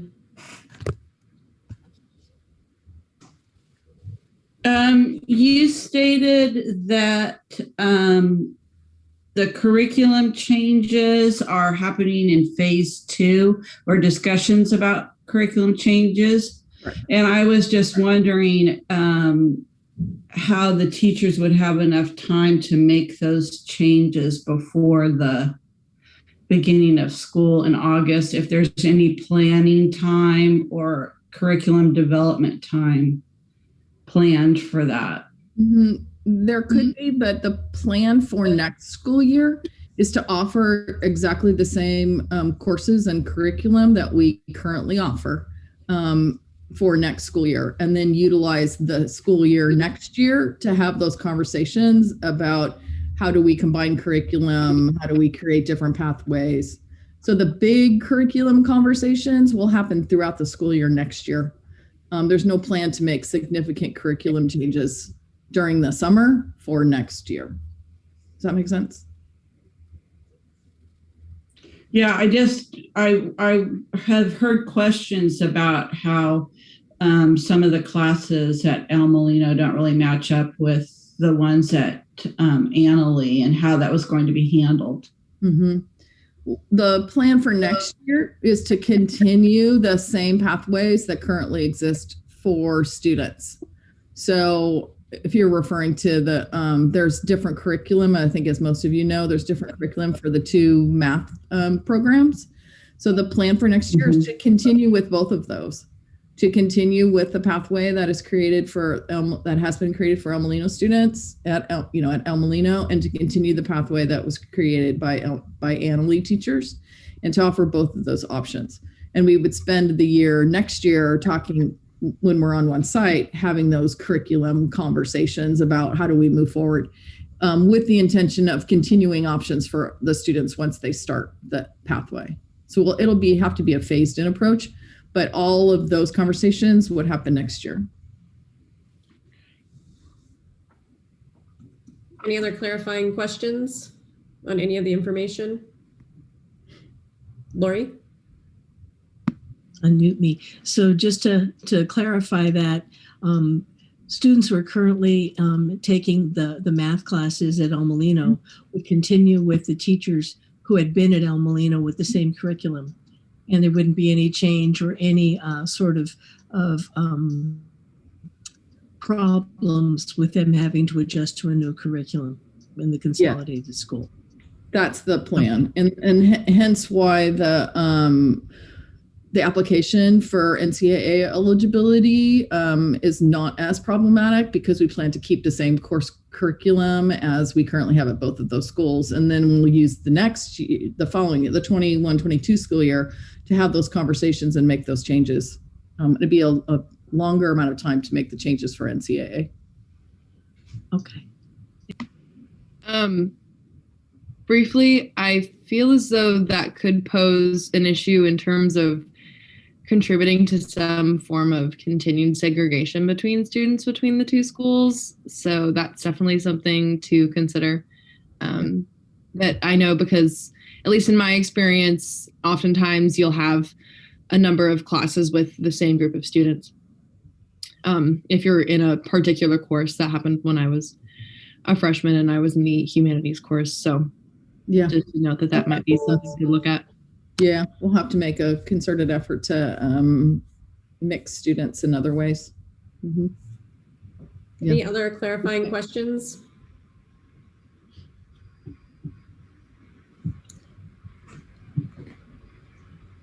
All right, Tony, thank you for the report. And per our request at previous board meetings, that will be this will be ongoing information report updates you bring back to every board meeting.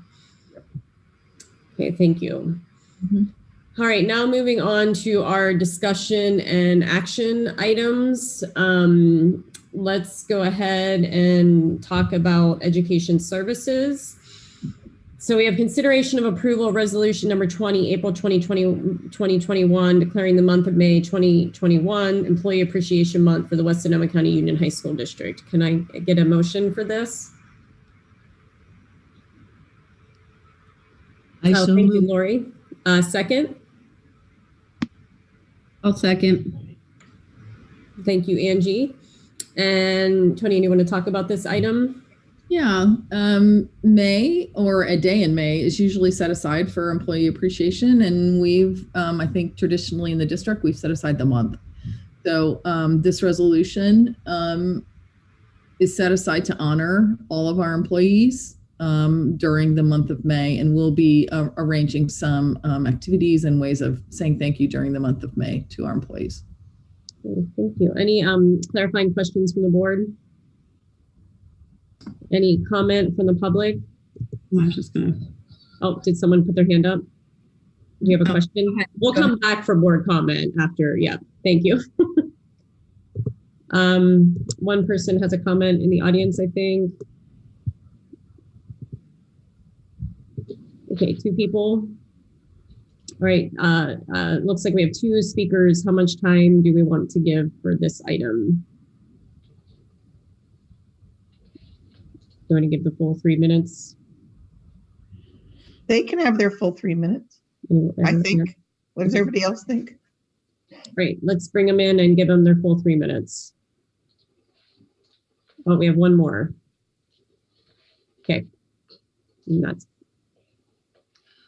All right, our 3 speakers are Tara Del Drago, Kim Elwell, and Jennifer Duckhorn. I'm bringing you all into the room right now, and then also Chris Kahn.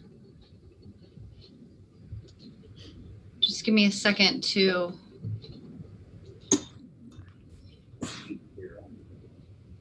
Kim, we're having a problem. I think you probably have to upgrade your account, or going into I think of the words, upgrade to the, I can't get you to unmute because it won't let me add you to the room. So I'm assuming it's an issue on your side. You can, if you can't update your Zoom, you can also email us your comments. Tara, go ahead and unmute yourself. Hi, thank you. I would just like to say, just knowing that public perception right now is at an all-time low, dealing with this with a superintendent report, just thank you again. Know that this has to, you are the leader of a ship. The ship sinks with a not fully projected and perceptive to the public. Just keep that in mind, please. You need to also, as a board, understand that you either support your superintendent or you listen to the public outcry. This board has been led down the wrong path. This is about the resolution. I understand that, and that has to do with the resolution. This resolution was called upon by the superintendent and the board and followed through with this. And know that the public. Is this about the Supported Teachers Appreciation Month? Not supportive of the public, no. Okay, then this is about, you have to add comments specific on that item. This is on Employee Appreciation Month. Okay, thank you.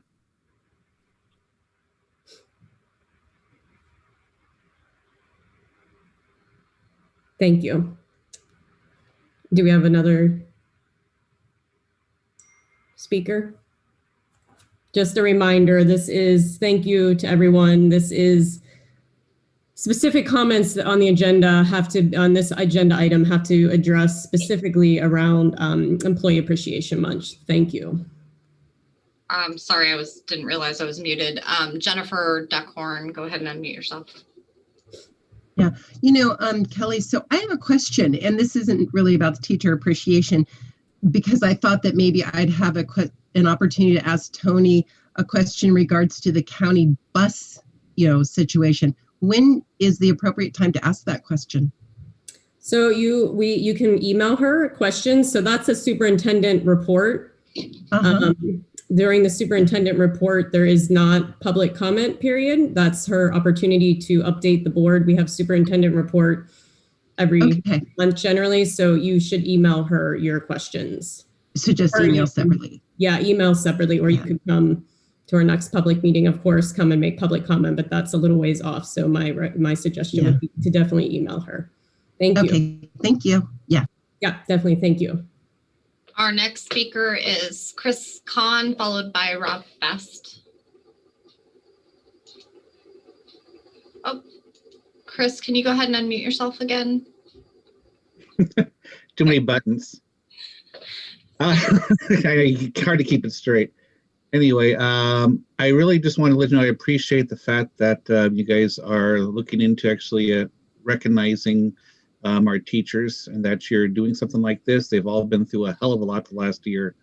I realize I can't put in a recommendation for any specific teachers, but even the ones who are short time, as opposed to ones who've been here for a long time, they have all done so much to try to make this a success for all the kids. And I think they, you may pick out just one or two, but you should also say, everybody here, and recognize that officially.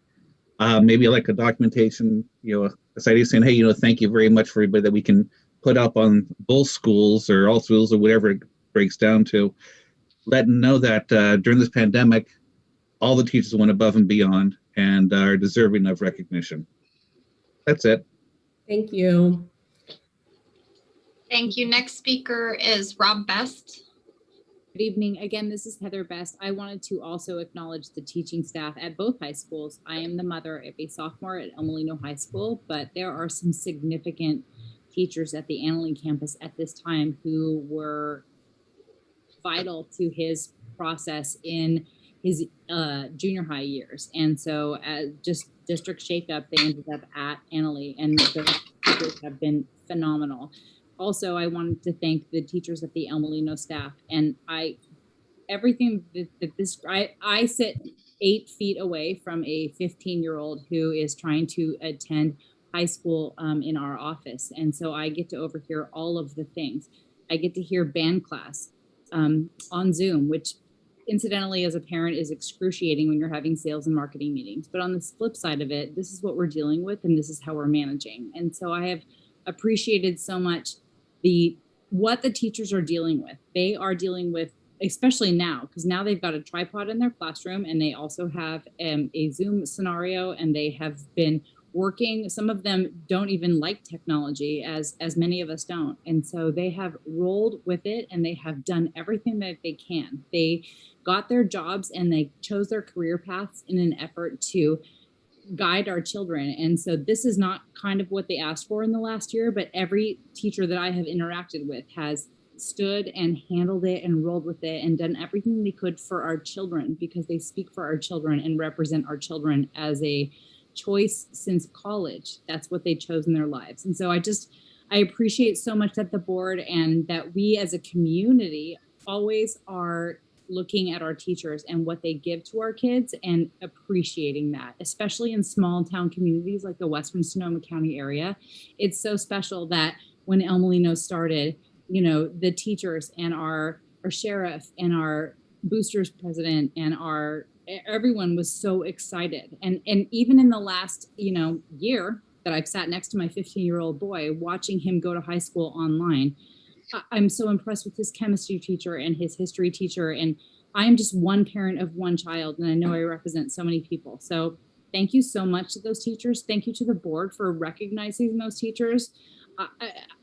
I'm so excited for the way that they still maintain their passion, because we're flat in crisis and they still drive and own it. So I appreciate all of you, and our teaching staff, and thank you so much.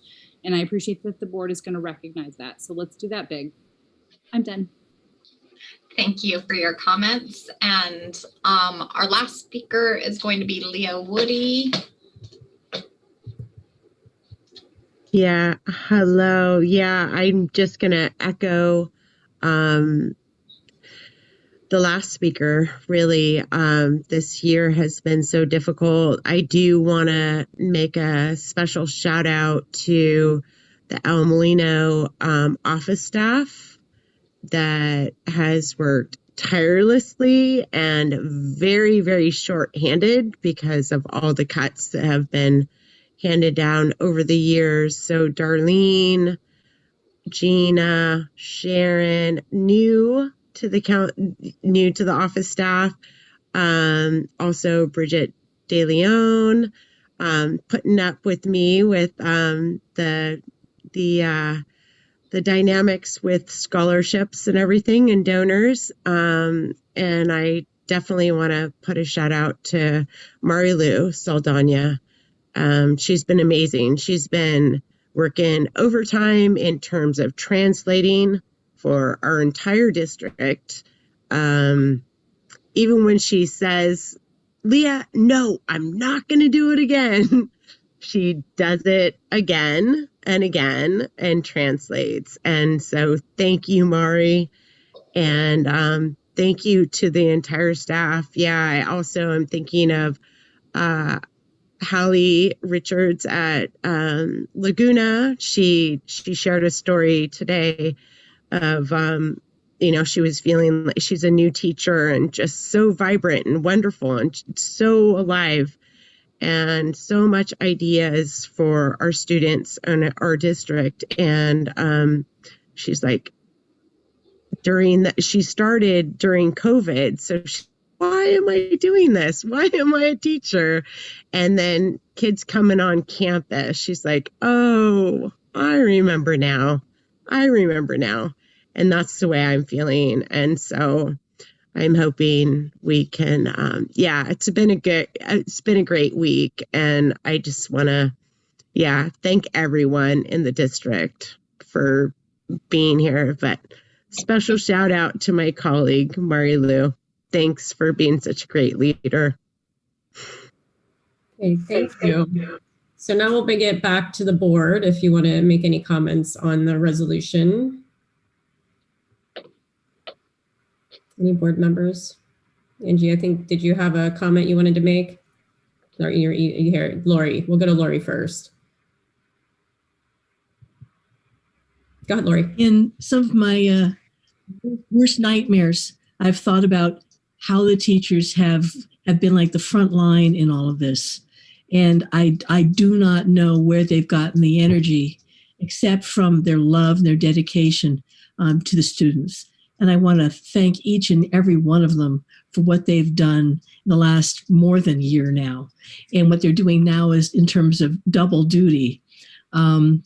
We need to do so much to thank them for everything that they've done for our students, for their morale, for their mental health, and for their education. Thank you. Yeah, I'll just second what Lori, I was just going to acknowledge all the teachers because they're the real MVPs. Having so many distance learners at home, I've gotten to see firsthand, it's all a balancing act for everyone, but I can't even imagine what they're balancing now. So I just think it's awesome that we're acknowledging. I think it's great. Thank you, Jeannie. So I want to say kind of the same thing. I know right now being a teacher is a really difficult spot to be in based on the fact that everything's been kind of an unknown, something new. And when you're a teacher and you've been a teacher a long time, it's kind of things just flow. And I don't think this has been a year that's flowed at all. I think it's kind of had a lot of rocks in the dam. The other people that I really want to acknowledge are our cafeteria workers. All summer long, they came to work every day and they handed out meals every day. Well, maybe not every day, but close to it. Just what compassion and what empathy those people have for being able to do that. And then probably some of the most important people that I think maybe get left out a lot is our maintenance staff and our custodians. Do you guys have any idea what they've had to do to try to get everything together and ready, and what they will continue to do every day in cleaning rooms, etc., unbelievable. And we have a very small custodian staff. So kudos to them and all of their hard work and all of the energy that they put forth and their love for their job, their love for their craft, and their love for students. So, but thank you a million times over to all of our employees for everything that you do.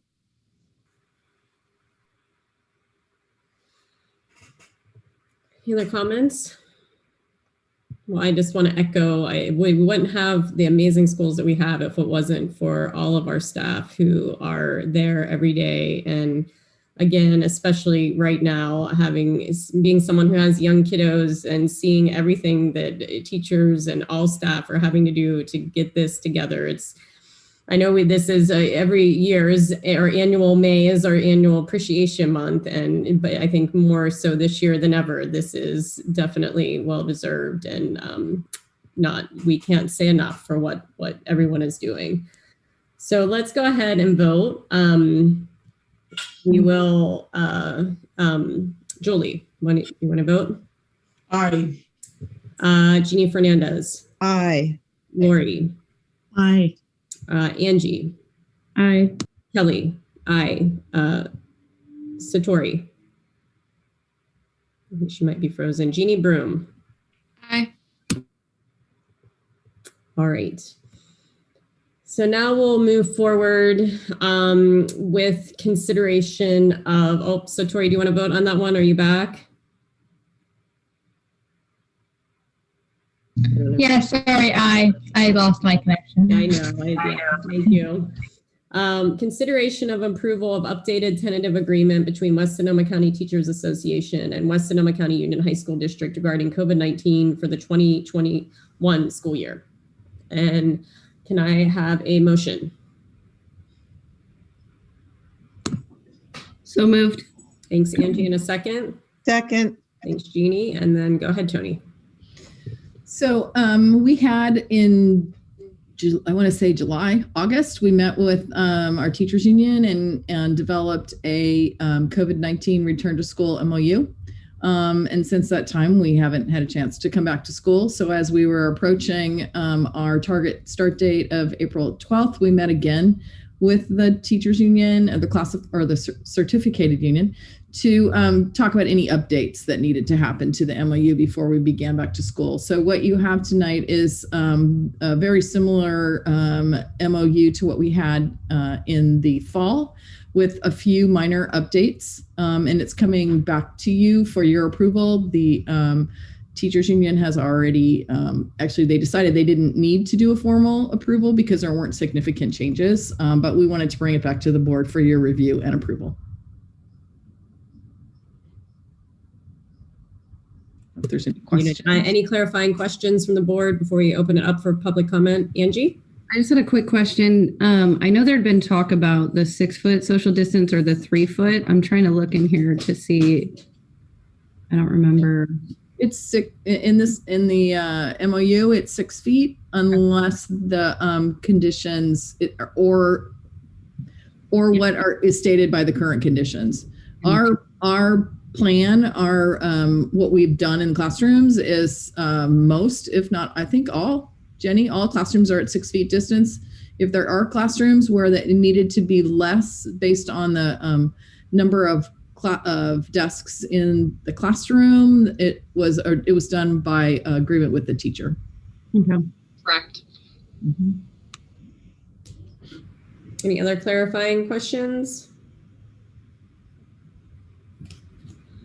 Okay, let's go ahead and open this up for public comment. Is there anyone from the public that would like to comment on this item? And as per our usual process, please raise your hand. We will leave it open for a minute or so, and then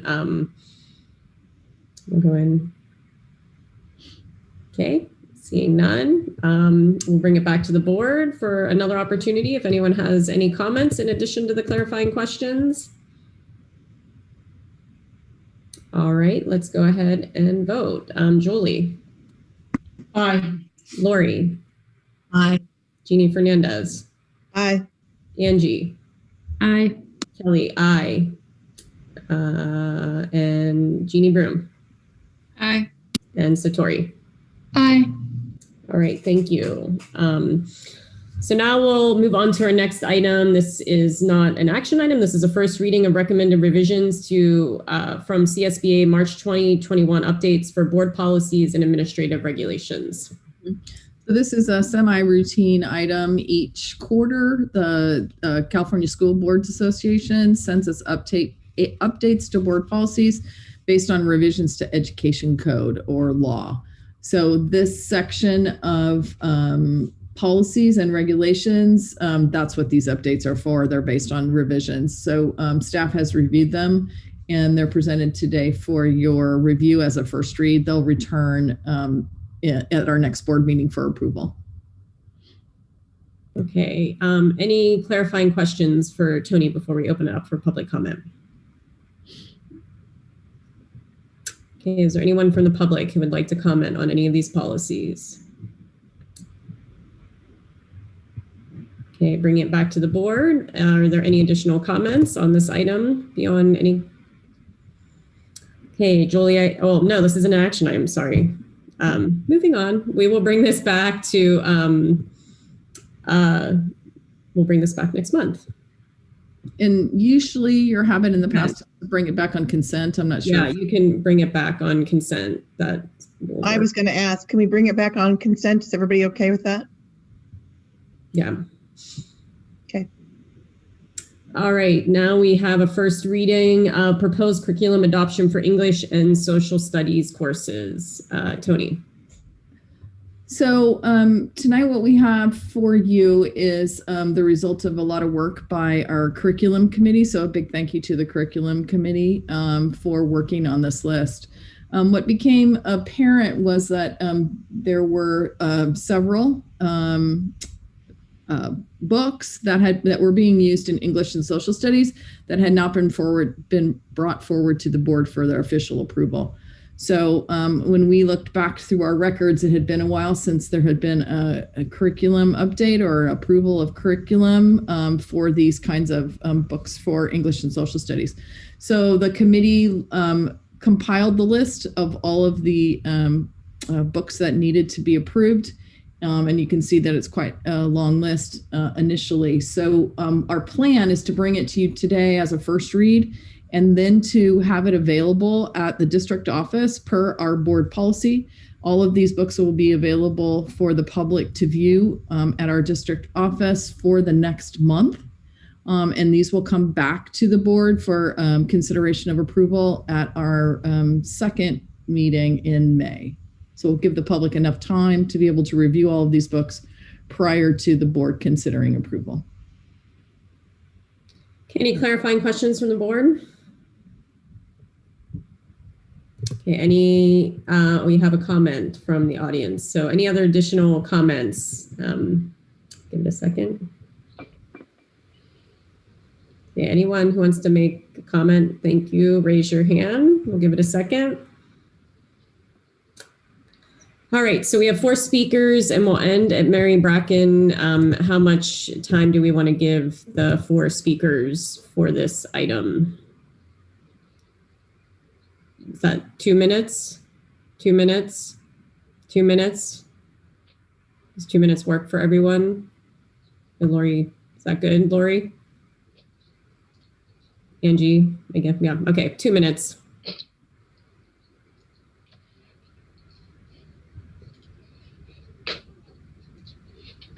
Our first speaker is going to be Chris Kahn, followed by Leah Woody, Julie McClelland, and Mary Bracken, bringing you all into the room right now. And Chris, you have the floor. Hey, thank you very much.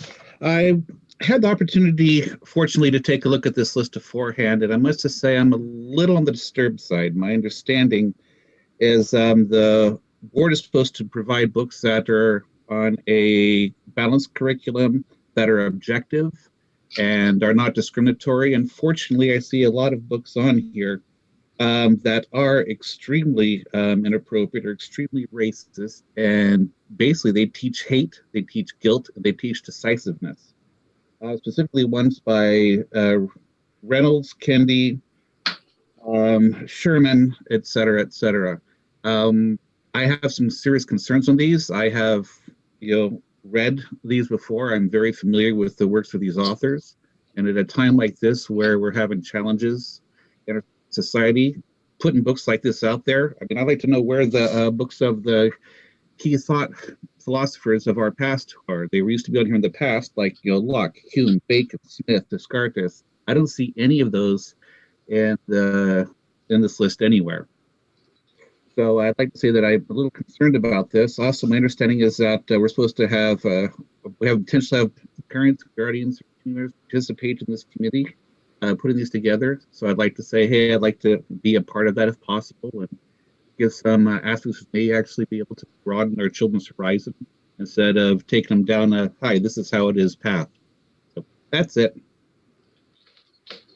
Thank you for your comment. Our next speaker is Julie.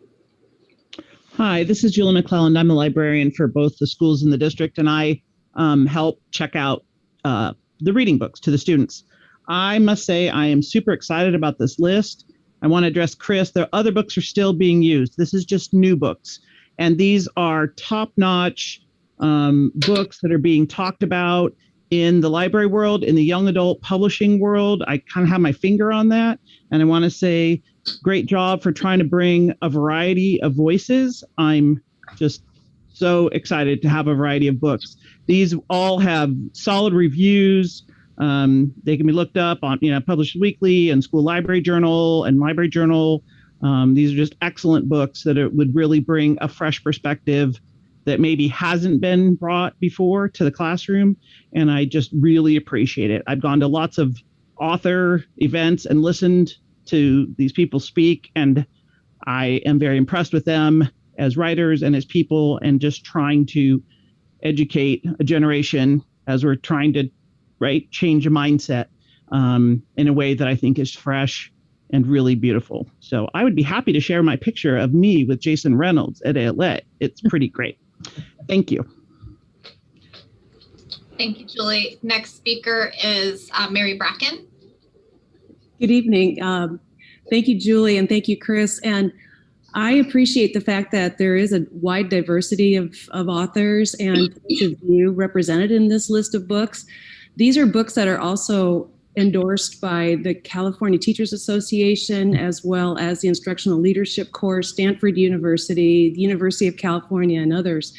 And one of the things I have to say in regard to my daughter's experience at El Molino High School, having gone through the humanities program and the AP English courses that she had, these are the kinds of books that were read and discussed. A child doesn't read these in isolation. When in a proper context and with a key facilitator, such as the instructors that she had at El Molino, she learned to think and to write and to speak.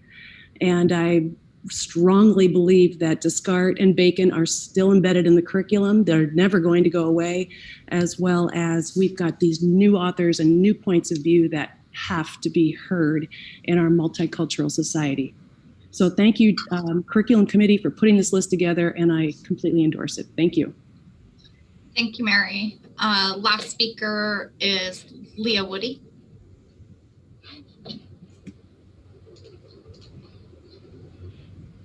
Oh, hi. No, actually, I lowered my hand because I agreed with, yes, I agree, and thank you, for putting this list together.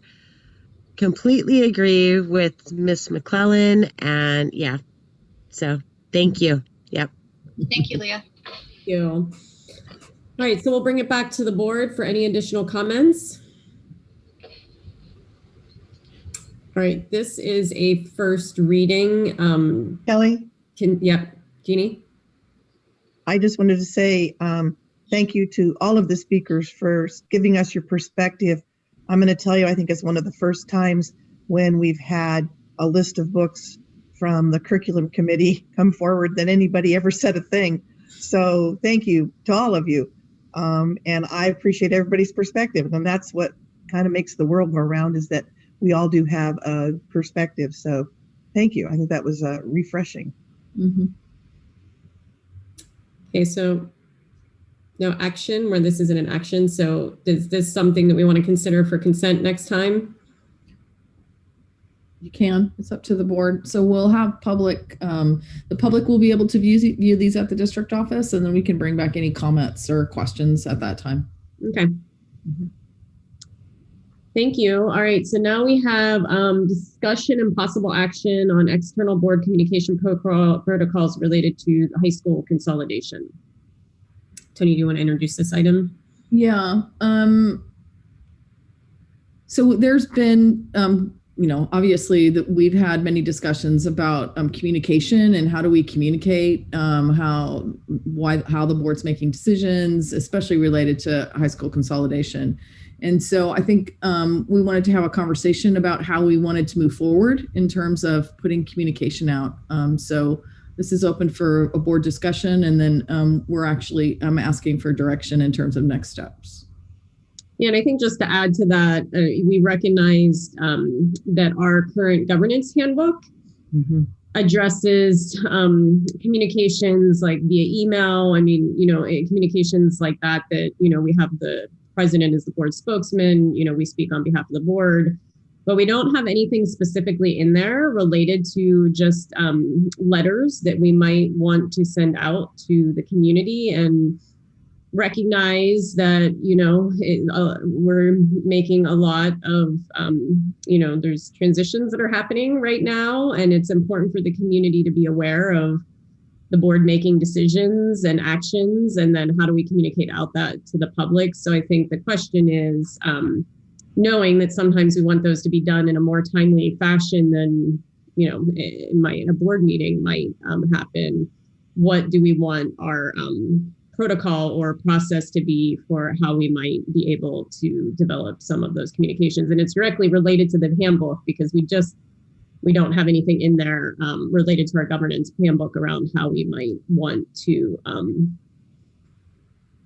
do that moving forward. So I don't know if anyone has any thoughts. Jeannie? Yeah, one of my first thoughts is that it maybe makes sense that we have a couple of trustees, like we do with agenda setting. We have the president and the vice president for agenda setting, help set that agenda. And maybe we want to continue with that same sort of model, that we have two trustees that work together on communication pieces with the superintendent and or with our PR folks or whatever, however we choose. The only thing with that is that the other trustees have to trust that we're going to, be in the best interest of the board, because we do have information that needs to go out, and sometimes it really does need to come from the board. So we could craft something, and two trustees could craft something, work with Tony, be sure that it's, the right information, work with our PR person and be sure it's the right information. And then Kelly could sign it on behalf of the board. And that way we're not having conversations, behind closed doors or anything like that, but there's got to be a bit of a trust level there on the trustees that Kelly is actually, as we've asked her to do, speaking on behalf of the board. There are times when communications need to go out that aren't really the superintendent's communication. It's a communication from the board. So we do need to come up with a way that we're going to do that so that it can be done in a timely fashion. And with this whole consolidation issue that we're dealing with, I kind of think we're going to have more times than not that we need to have communications, timely communications, go out to families, parents, teachers, etc., from the board, that we don't have an opportunity to discuss all in person. So I don't know what everybody else's thoughts might be, but I would like to recommend that maybe we appoint two trustees that are going to do that on behalf of the board. Yeah, can I just offer a point of clarification too, because I think this is important. I mean, what we're talking about here is things that have already been acted upon. I mean, we're not talking, it's the same as an email. I mean, if you want to use emails as an example, I respond to those as Kelly, like board president, sort of like representing our board unit. But never do it's all factual information that has already been acted on. We would never speak out of, I just want to be clear about that for myself. Like, that's not my role to speak about things that haven't been, actions haven't been taken on. So I just want to say that. Just felt I needed to say that. Go ahead, Julie. I'm not sure what we're talking about communication-wise, but factual letters are fine. But when there is an opinion involved, I have a hard time with only 2 members deciding about opinions of things when possibly not all of us agree with that. Well, I think that goes to my point. I mean, we would only ever send out communications on things that have already been, acted upon by the board. I mean, if it hasn't been acted upon by the board, then we shouldn't be, it should be, that's a violation. We should be communicating with it here. This is our public meeting. Our meeting done in public. It's not a public meeting, it's our meeting done in public. So I just think this is kind of a tangly situation because we all have different perspectives and thought processes and backgrounds. I feel like we kind of need to discuss this further. I don't know that I don't know. I agree with that. For instance, the community letter that went out, I don't think that contained information that we all agreed upon. It didn't contain information I necessarily agreed upon. So if you want to sign it from the board president, that's different. But I'm not giving up I don't want to give my power of what I feel is accurate away without discussing it further. Yeah, I guess I have a difference of opinion there because everything that was included in that letter was acted upon and accurate. So I guess I'm confused about what was included in there. There was no opinions given in that. It was purely information. Well, how the budget is looked at and what needs to be cut and what things need to be cut isn't always agreed upon. Well, once we vote on an item, though, the majority, even if there was disagreement in how the decision was made, whatever the majority decision is what the decision is that we're communicating on behalf of the board. All of the budget information that was included in there had all been presented at previous. But the budget information wasn't voted on. Yes, it was because we put. No, the result of consolidation was voted on, but how the budget is read and what things needed to be cut based on the budget isn't voted on. The specifics of the budget were not voted on. We voted on the budget. So if we voted on the budget, then it's an agreed upon document. Whether you agree with the majority, we have an agreement that once an item is voted in favor, everyone will live with that agreement. Well, I don't believe that it's voted on what type of things need to be cut. If the budget isn't passed, we never agreed on what things needed to be cut. I'm sorry, but if something comes out that implies my name is on it, I would like to read it first. I believe I need to see the final draft. And if that's not the case, then it should come from the board president, the superintendent, but not all the members of the board unless I see it. That's the way I feel. I agree with that. So, Tony, is there a way, I mean, do you have a recommendation on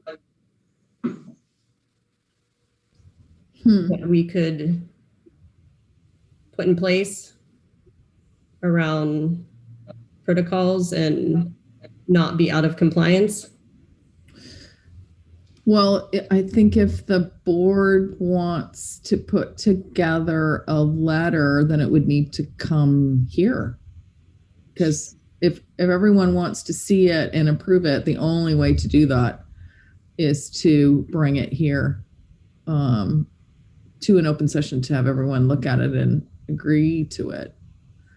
I think if we have an agreement around factual stuff, and maybe we can come to agreement on parameters of that.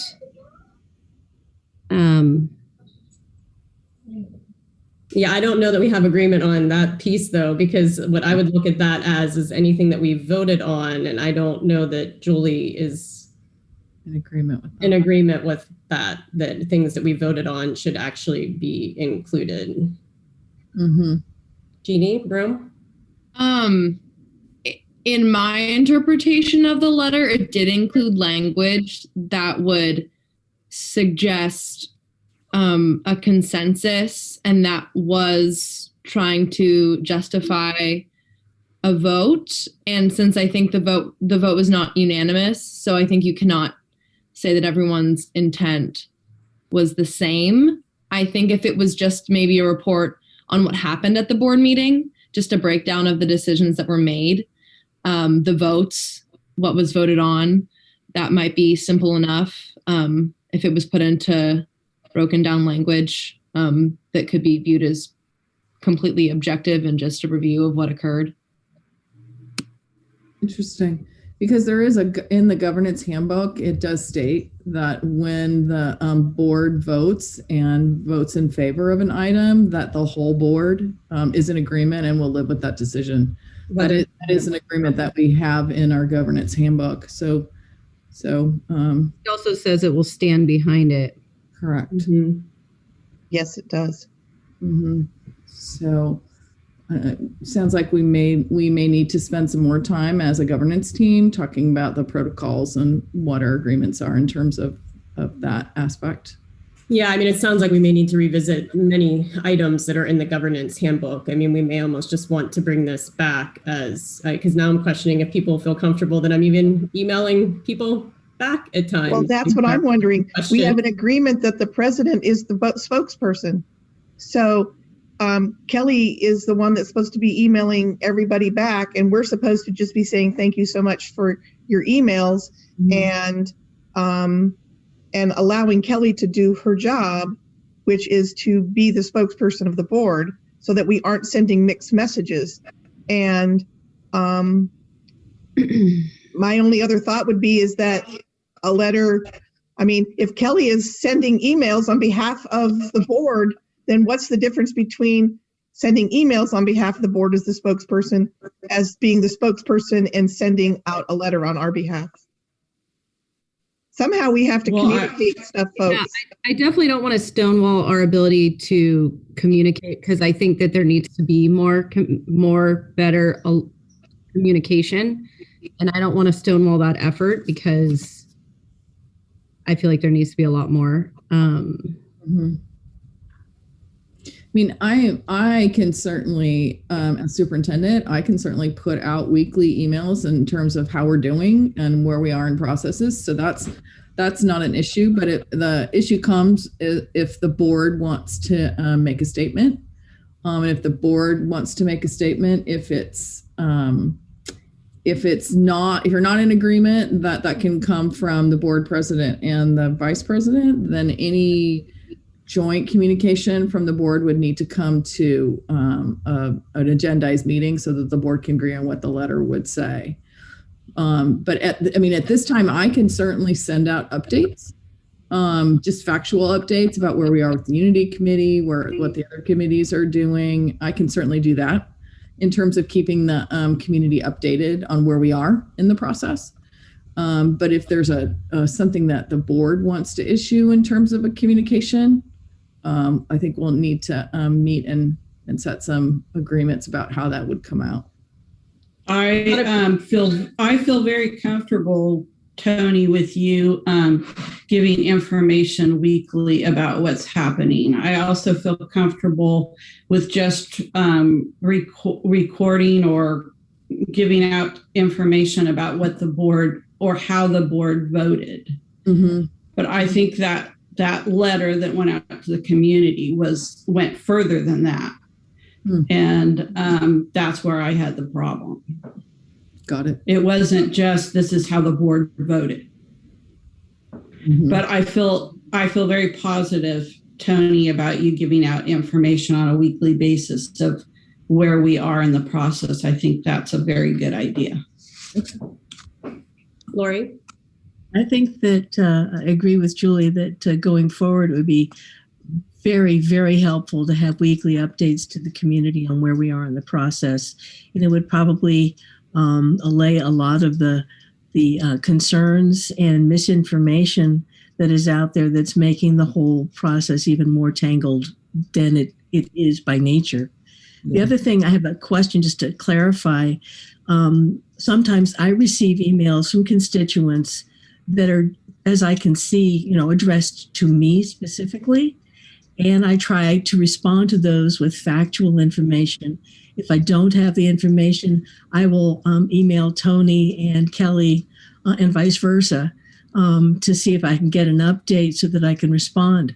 Would it be better in the future if I simply forwarded you the email and let's say, let the constituent know that I've done that and that you will be responding to that person, Kelly? Is that how we'd like to do that? Or is that something?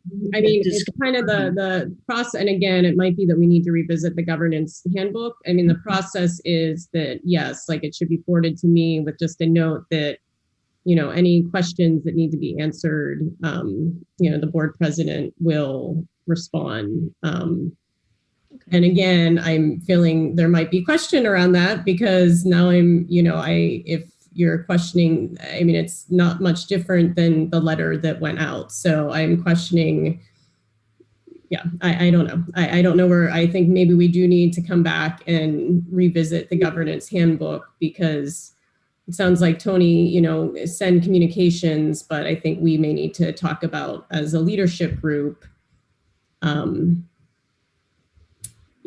how we're approaching different situations and communications moving forward. Okay, we can do that. Jeannie? I know that last year when I was president, I got lots of those emails, Lori, that you're talking about from other board members. They would say, dear so-and-so, the person who sent them the email, thank you so much for reaching out to me.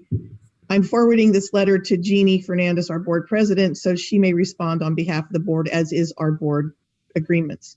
And that way, the messaging, I think, stays on the straight and narrow, and there's no opinions that might be different from one another. I think, Lori, what's happening is that I think we all get a lot of the same letters. They just send them out individually because it's sometimes easier than putting them all in a group. And that may not always be the case, but I think that if we all, and that's what I've been doing. If I get something that's just addressed to me, I immediately send it to Kelly and to Tony. And I respond to the person and saying, thank you so much. And then I send it on to them.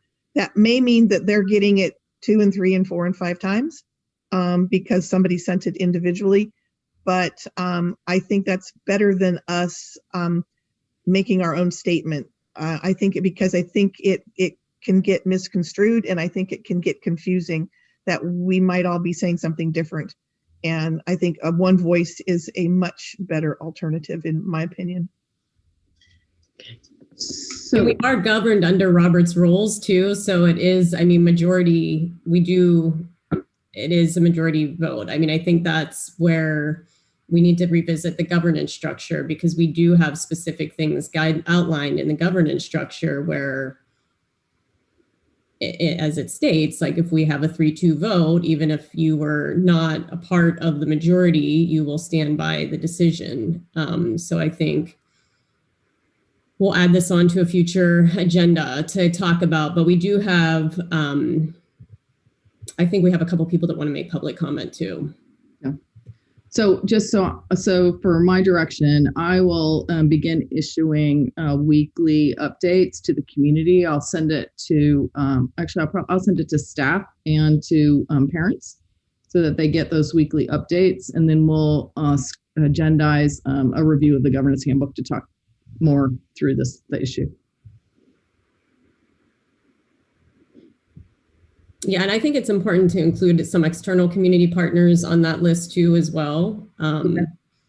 Beyond just our parents and students. I mean, clearly we have a lot of people that are even coming to our meetings that aren't necessarily current parents or current students that, have a lot of questions about this process. Right. So maybe I'll get input from you guys about who those other people should be in those weekly communication. Okay, so we'll open it up for public comment, and we'll give it a second for people to go ahead and raise their hands. We have 6 people that want to comment on this item. Okay, we'll give it a second. So we have 8 people, and we'll end at the phone number 858-5390-6291. We have 8 people. What is the preference of the board around timing for this item? How about a minute and a half? Everyone okay with that? Okay, let's bring folks in.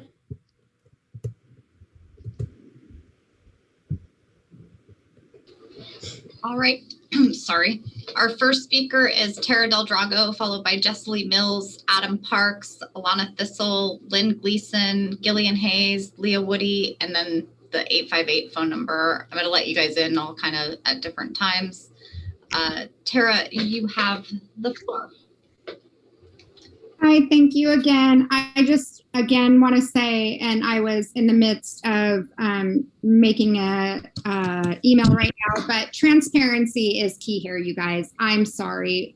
Our school has dealt with this for 6 years. We're finally getting back together with this. This community, if you don't know and don't know yet, that is what we thrive on, what we demand, and we will fight with you. But I'm sorry, these lies and what is happening right now is not okay. The superintendent, it does not get to rubber stamp stuff. The board is here to fight for all the kids and to listen to the input from all the community members. You have heard for months now. We have stood with you for months now and are fighting for all of these kids. This is not okay. Thank you, Julie. Thank you, Angie, for stepping up and saying that, because I am sorry. I am a board president, and that is absolutely not how it works. You do not get to pick 2 people who you want to rubber stamp and say how things go based on who you befriend and who gets to tell you what to do. That is absolutely not how it works in a school system. So I'm sorry. Our kids don't get to be the lambs to slaughter in this situation, as is what is happening. Do what is right for them. Thank you for those that are standing up and saying your piece and saying this is not okay. We are not going to be part of this and rubber stamping this. This is not how it works. So I'm sorry. A board, you listen based on who voted for you. You were voted in. You get to listen to everybody. So please listen to us and pay attention. This is not okay. Thank you for your comment. Jesselie Mills. Yes, thank you. Jesselie Mills here.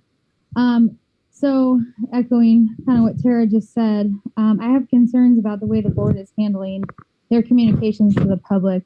The April 6th letter, I think, was wholly inappropriate coming from the entire school board, having been no public meeting for everybody to sign off on it. I still am not sure who that letter actually came from, so I would expect some clarification on that. If Tony wants to send out information, that's fine. That has nothing to do with the board. The board can send out their own information, and that can be through a public meeting. They can decide what they want to have in that information. If an individual board member has an opinion about something, by all means, they are allowed to voice their opinion. And I don't appreciate the board president and board vice president attempting to silence these people. I appreciate the fact that Lori and Julie and Angie are speaking up to say, hey, this doesn't smell right. If it doesn't pass the smell test, probably because something's wrong.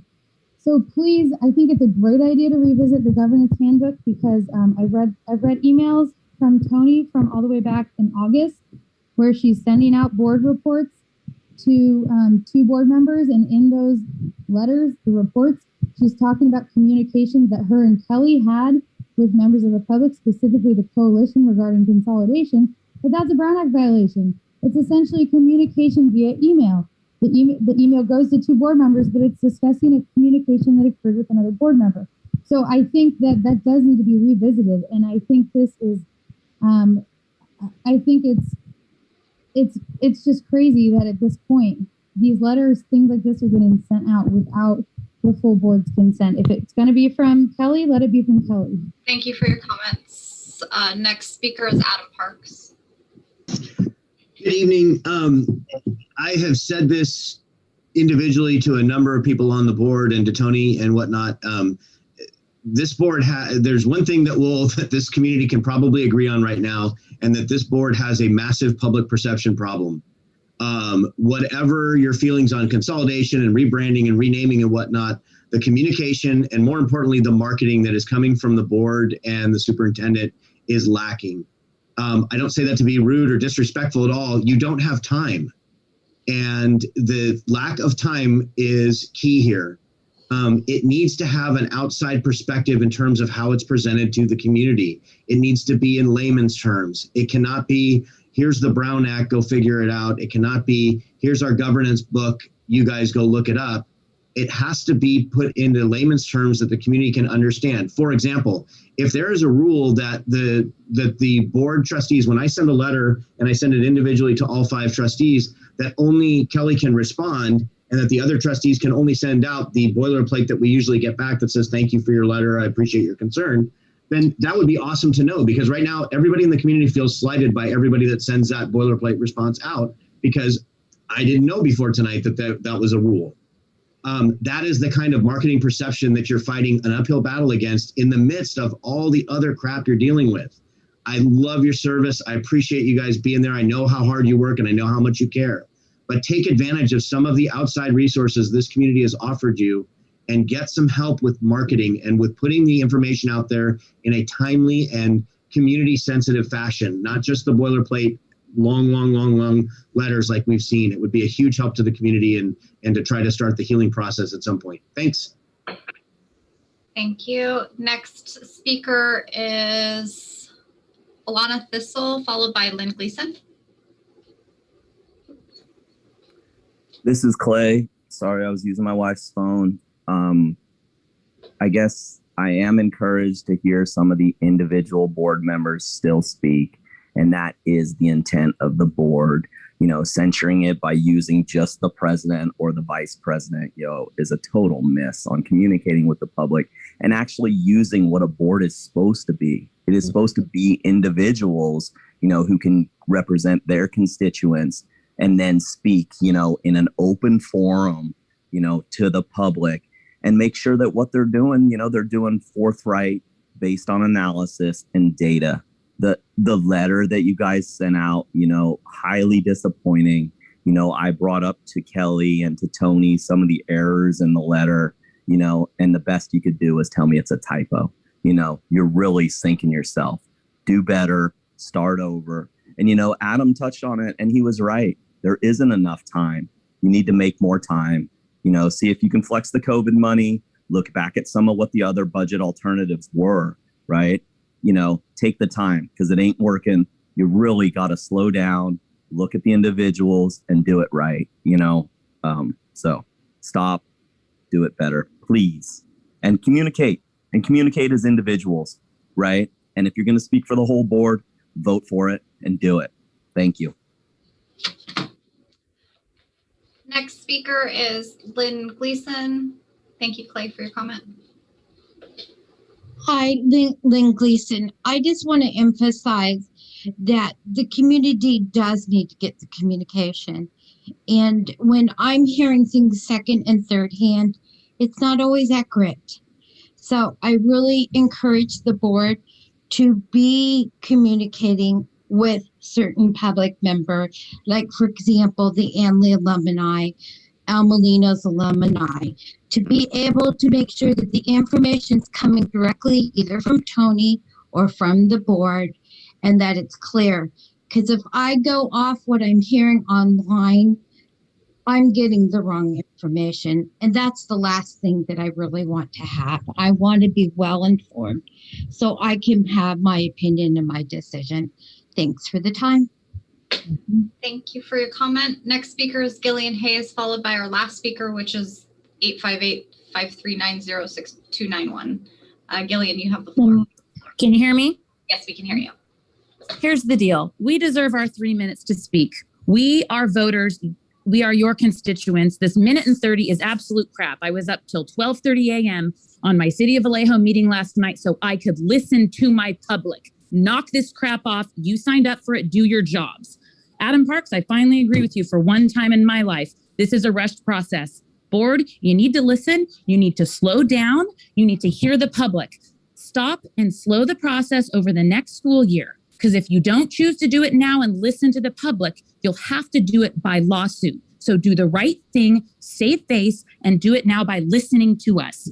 Read your governance, people, the role of the board, support community participation and involvement in decision-making. Okay, the majority of you aren't doing that.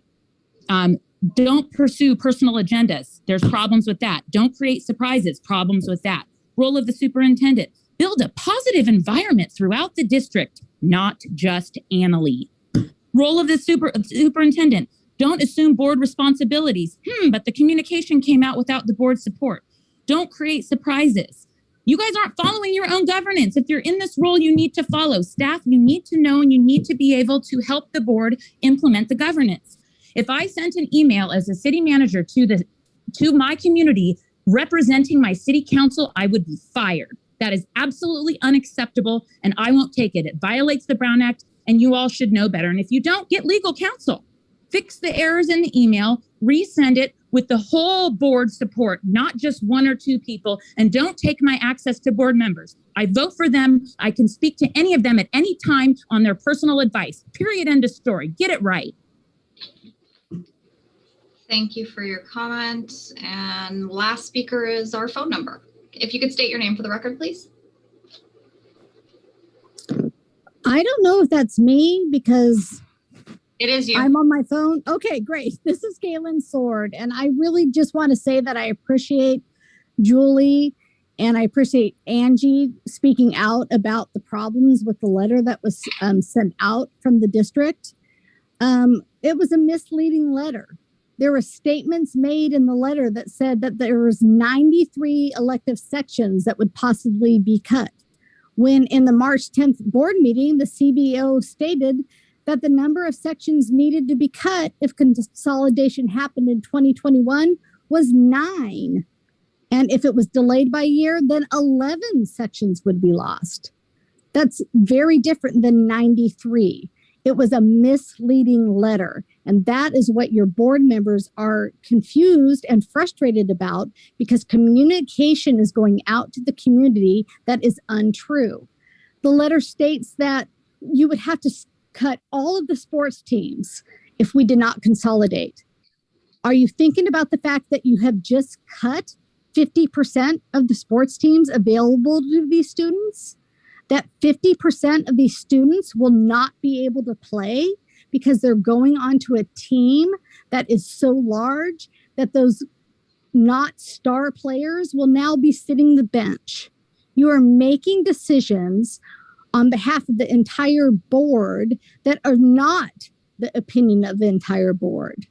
You are making decisions that affect all of these students that need a place to be and to be respected and to be heard. Listen to your community. Thank you. Thank you for your comment.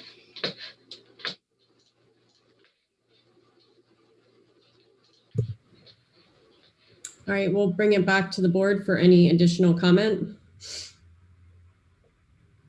So I did want to just clarify. There were two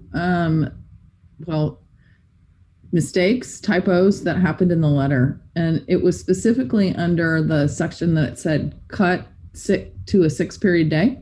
And it said the savings would be $600,000. That's all correct. The next sentence said that the cut would be 35, and it said, or 30, it said cut of 30. I can look up the letter, but I don't have it in front of me right now. It said 30 teachers. It should have said 30 sections. That information was taken directly from a presentation that was given in November that estimated what the costs would be for those cuts. So it should have said, it said 30 teachers, and then it said equals 90. And it shouldn't have said equals. It was a slash mark and not an equals mark. So it should have said 30 sections, which is the equivalent of 6 teachers, which is $600,000. So the $600,000 was correct. The thing that was inaccurate was it said 30 teachers instead of 30 sections, and it had an equal sign instead of a slash mark. There were 2 things that were inaccurate in there, but the rest of the information and the amount of money that would was needed or that it would result in was correct.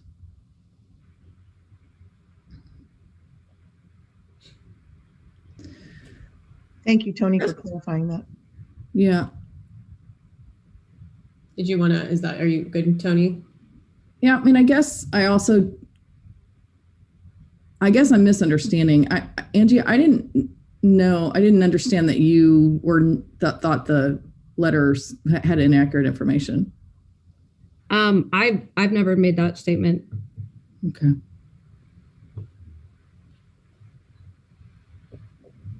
So it sounds like we're giving the superintendent direction to send out weekly updates.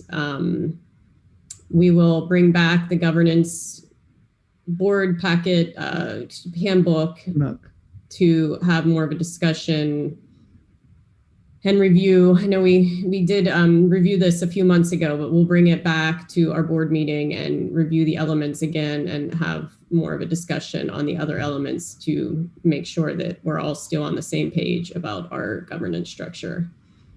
Yeah, didn't we just did that? Did we do that with the new board members? We did. We did it in January. Yes. Yeah, January. January. On that, like, I'm just trying to figure out how we all get fully represented while purposely giving information that needs to go out. I like the idea of Tony, doing the weekly communication and update. I know that we're constrained by, protocols and government. Like it all, we are explained clearly. We have copies of it. We've all read it. We've all done it thoroughly.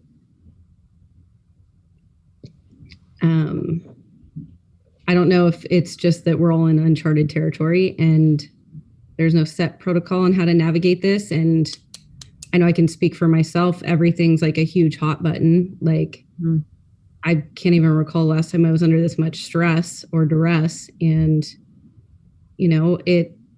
we're trying to do the right thing and serve the community. And, in the midst of doing all that and trying to do our due diligence and make sure all the information is correct, we're simultaneously getting pummeled. So I don't know what the best answer is on how to navigate this and serve in the best way, other than to keep revisiting and keep discussing, and I don't know. I think having these conversations is, I know they're difficult, but that is part of the job. And I think it's always good for us to do that. So yeah, we'll bring it back and we'll revisit it. I think it's a great idea. Yeah. Lori, you wanted to make a comment? Yeah, I'll just say again that I really think it'll be helpful if Tony does send updates on a regular basis for the community and for us. It'll really help. And that my comment on the letter was that I was really taken aback when I found that it was signed by the board. That was something that I really had not expected. I thought that it was coming directly from the superintendent. And I appreciate the update on the typos in there. It does drastically change the picture for, the dire consequences for things. Yeah, Lori, it actually doesn't, because the amount wasn't wrong. The $600,000 amount, the dollar amount was correct. It was the, I guess, the calculation for what was used to get to that dollar amount. That's where the typo was. But the actual dollar amount of the cost savings of the $600,000, that is what Tony was saying is accurate. Okay. I would argue that it's actually extremely important for people to have like a tangible amount for what that means for their students. $600,000, people don't know the cost of a section. So I think that was a very unfortunate typo. And I don't think as a notification of a correction been sent out, because that was sent to everyone. So I feel as though, maybe first step into getting to this whole communications thing would be to send out a notification that there was a typo. Because I think that for parents and students, they see $600,000, they don't know what that means in terms of quality of education. Then they see 90 sections, 90 classes, and they think, whoa, that's a lot. So I think it is an important detail that shouldn't be brushed aside. That's a good idea, Jeannie. I like the idea that we clarify it and send it back out again. If the board agrees to that, the board's got to all agree to it. Yeah, I agree. I mean, I wasn't saying that it wasn't important to look at the typo. I just wanted to be clear that the total amount that we were looking at for that cut wasn't inaccurate. And I think Tony has already I know that you've already acknowledged that moving forward, you're going to fix that in communications. So the dollar amount is one thing, but I agree with you that looking at 90 sections, that teacher side of me and parent side of me went into like alarm mode of what the heck is going to be left if we have to cut all of that. Well, do we need to go back in our minutes too, Tony? Sorry, Julie, I have a question about that. Do we have to go back in our minutes where that slide was taken from? We should update it there too, because people might go back into previous presentations and capture that information. Go ahead, Julie. Well, I was just going to say, I think that it might be a really good idea if we're going to send a letter out from the board that we do it the correct way and discuss it at an open board meeting. I think probably that letter would have been much more well accepted and changed in certain ways. And I think that there's a reason for that process where everybody can give their input. I think it's great, again, that Tony would be sending out information letter. I think it's fine if you, Kelly, send out a letter from the board president. But again, if it's going to have all of our names on it, I think it's a positive thing to discuss it at a board meeting. All right, so we will, I think the direction, what I'm hearing, and then everyone can agree, we're gonna send out a correction for the typo, and the information in that first part, those two numbers, that the statements around the two numbers that were incorrect. Tony's gonna send out weekly updates. We'll get to her community list, but at the very least, starting with families and parents, students and parents. We're going to bring back the governance handbook. And then if there's any further communications that are coming out from the board in the interim before we can address the governance handbook, we would bring those back to the next board meeting or a future board meeting. I have a point of clarification. Mm-hmm. Do we want Tony to make the changes in the letter that went out on April 6th and resend it? Is everybody okay with us doing that so that we can make sure we get the right information out there? Well, and then is it coming from the board or is it coming from Tony?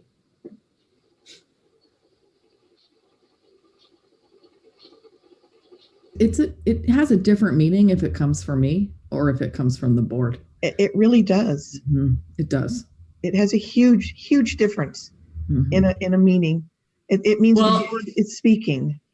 I think we just decided, though, that we were going to revisit it. So this should go with what we just decided, which was back. I guess the question then is, we decided that board communications will come back to the full board. So the question is, with the reissue of the letter to fix the statement that had said teachers instead of sections and an equals instead of a slash, do we want that to come back to the May meeting so we can send it from the board, or do we want to just have Tony send it directly so that it could happen before the May meeting? It needs to be clarified sooner than later. I mean, Jeannie Broom just made that point. It really should be clarified sooner than later. So we can't wait a month. So can I offer a point of clarification? I've corrected the typo in Parent Square, so anyone who goes and logs into Parent Square, which is how we communicate with people, they will see the accurate letter. I can update the letter very easily with the click of a button, and everyone will receive the new one. But I think the question is the board comfortable with it going out? Do we need to change the signature? Is it coming? Personally, I think just the correction should go out, not the whole letter again.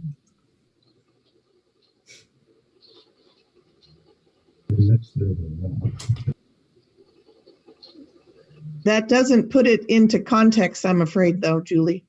Yeah, I think it should be a letter stating that it's a clarification and what the typo was, and that it should come from Tony, not the board. I agree. I'm fine with just correcting the typo and sending the information out, whichever way. It's already been sent. I don't think we need to be that hung up on it. We've got plenty of other things on this agenda to get, as long as the information is correct and being conveyed, whether it's Parent Square or whatever, let's just make sure the information is correct. I think that's the most important thing. I agree with Angie.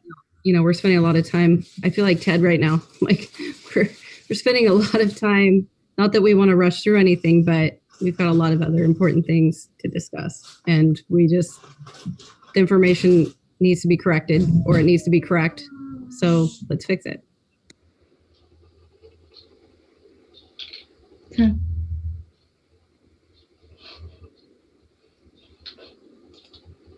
So I guess it's still the question of, can Jenny send it through Parent Square? Yeah. I can literally click one button. I think you can send it now. The board was in agreement that the letter could just go out as is with a little note at the top. I think what she's saying, she could send it now and get it out. But I think the question then is, again, it goes back to who's signing,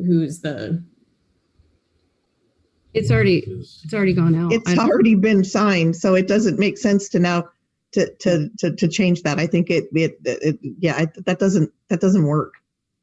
Mm-hmm. Unless you just don't put anything at the bottom. Right. I'm on board with you sending it and clicking your button.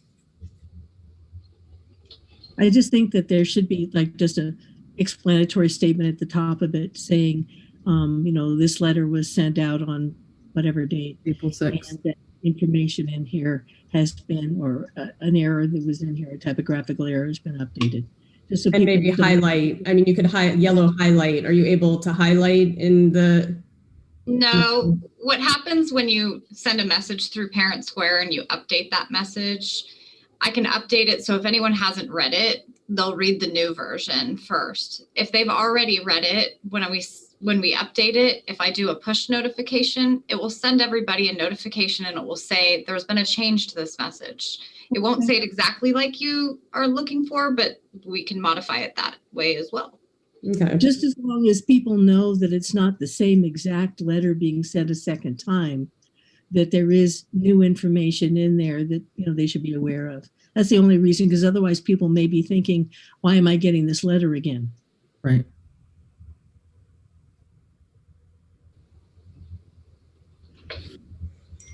All right. So we're sending the letter, and it's going to be the same letter signed from the board with the note. And then any new communications from henceforth this point, we would bring back new communications that are going to be signed by the board to the future board meeting. And we'll revisit the governance structure at a future board meeting as well. Okay. All right. Sounds good.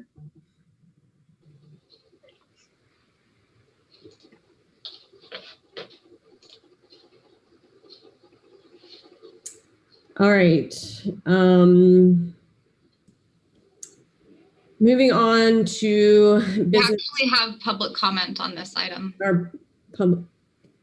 Tony's, you're muted, Tony. We already took public comment. Comment on this item. Yeah. We already we already took public comment. Thank you. Sorry.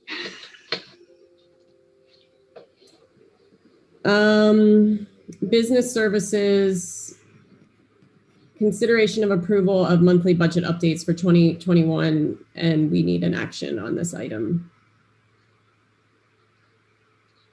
I move we approve the monthly budget update for 2020-2021.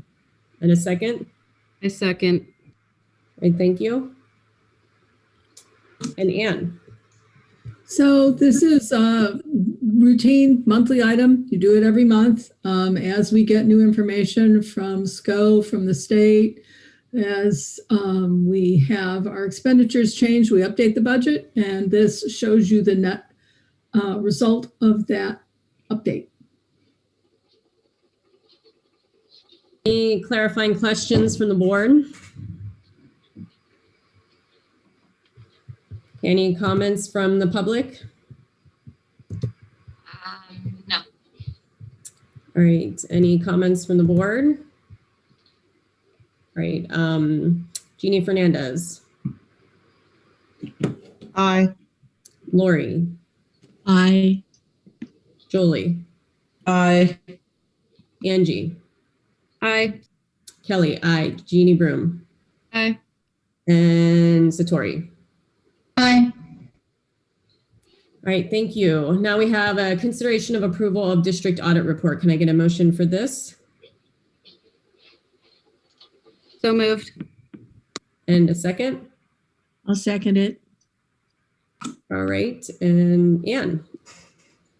So in normal times, this would have come to you in January, but because of the pandemic and everyone working remotely, the state extended the deadline for filing our audit report, and it is much harder to be audited when you have to upload everything into a portal and trying to collect things from the school sites. I mean, a lot of people worked really hard to provide the information the auditors needed. Here is the result of that audit report, and the board is asked to accept it and approve it. All right, any clarifying questions from the board?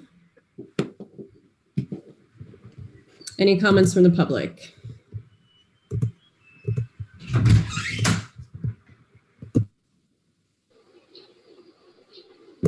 Any additional comments from the board? All right.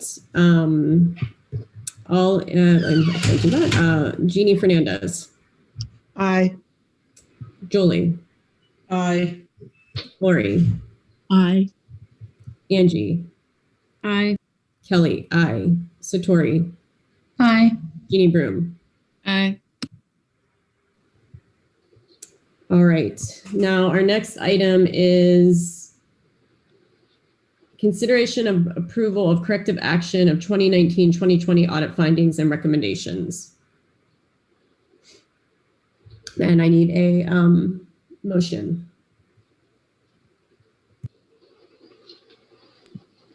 I moved. So moved. I'll second. Thanks, Angie. And Anne. Well, I would say this is probably the least serious audit finding you can have. There's no fiscal impact to us. I think the chances that we would be fined are close to zero. The board is supposed to have adopt the safety plans for all the schools by March 1st every year. Last year it didn't happen. We were very busy with lots of different things, and then COVID happened and it just fell off the list. And frankly, my view of safety plans is they don't usually change that much from year to year. This year certainly has changed a lot because we often have a lot of stuff about pandemics now that we never had before. But in general, we were operating under our old plans and they were fine. And the biggest thing is it's not the plan that keeps anyone safe, right? It's doing the safe things that we should all know to do that keep things safe. But nonetheless, this is a compliance type of item. And so we have to have a response that we send to the county office.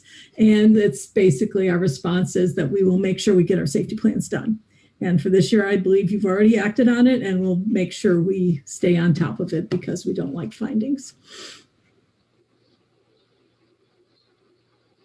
All right, any clarifying questions from any of the board members? Okay, community comments. None. Okay, back to the board. Any other additional comments? Just wanted to say thanks everybody for catching that, and I agree with you, Ann. Probably one of the best findings you could ever have. Not too serious. Right. All right, thank you. Let's go ahead and vote. Jeannie Fernandez? Aye. Julie? Aye. Lori? Aye. Angie? Aye. Kelly? Aye. Jeannie Broom? Aye. Satori? Aye. Great. We have one comment from the public. Any additional public comments? Okay,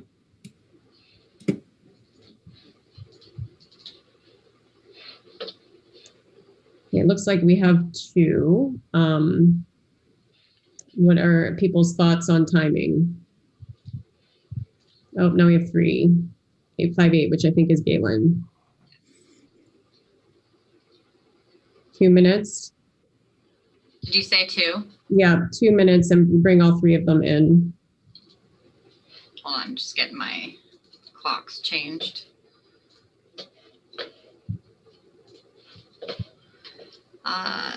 Tara Del Drago, Yvonne Birch, Galen, and Tara, you have the floor.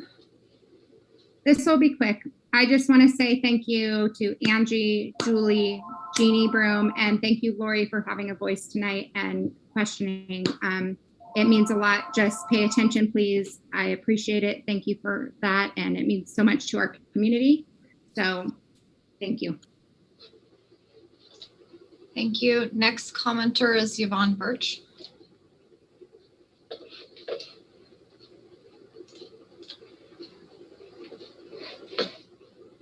Yvonne,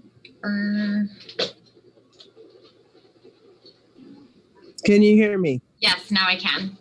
Okay. On the safety, I'm sure you guys have had to do a lot with the COVID. I'd like to know exactly what that is. And with the consolidating of the high schools, how does that look? How many people are going to be in a classroom? So that's all I have. Thank you. Last speaker is Galen. I'm just wondering how, with the last report that we just spoke about, with the misleading and mistakes that were made in the communication sent out to the wider community, to students, to all the feeder districts, with major typos, in quotes, that were made to mislead and give false information, how we're supposed to trust any information about budgeting, audits, anything that's coming out from this district. It seems very difficult to trust when these major things that are going out are riddled with mistakes that mislead the public.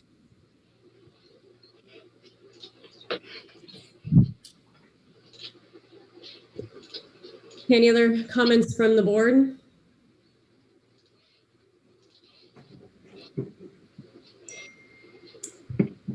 Okay, Jeannie Fernandez. Aye.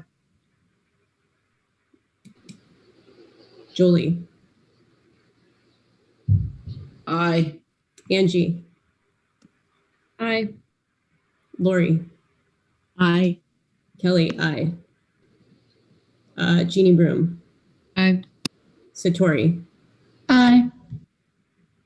Okay, next item. Consideration of approval of the 2019-2020 Measure A and Measure I bond fund audit reports. Now you skipped over item 4. That's the Measure K audit report. Okay. There are a lot of audit reports tonight. Consideration of approval 2019-2020 parcel tax Measure K audit report. Can I have a motion? So moved. And a second. I'll second.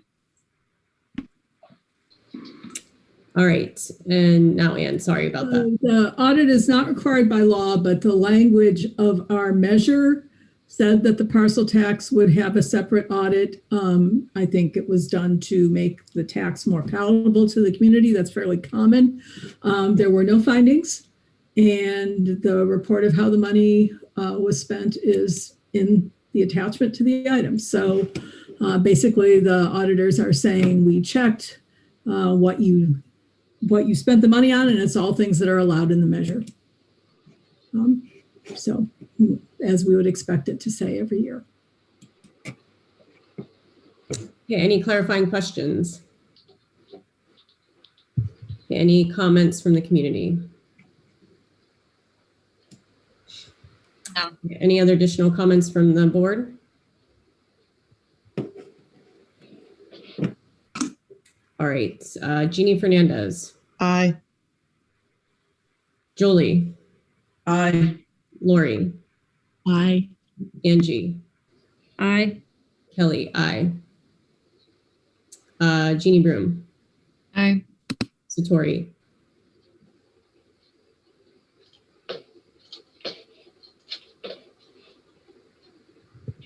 She might be frozen again. Satori.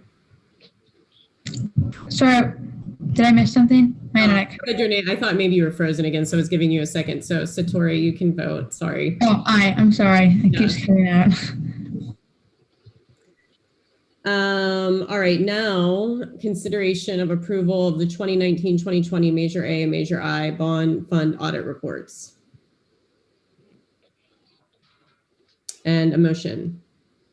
I move that we approve the 2019-2020 Measure A and Measure I bond fund audit reports. And a second. Second.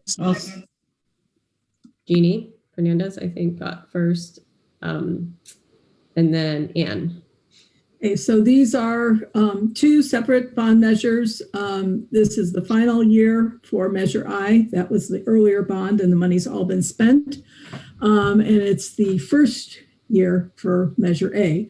So going forward, there will just be a Measure A report. Again, the auditors are checking to be sure that we use proper purchasing procedures, that the money was only spent on things that were allowed under the language of the 2 bond measures. The language is very similar. And basically making sure that the expenditures are appropriate. There were no findings, then the audit report is an unqualified opinion, which is what we want. Okay, thank you.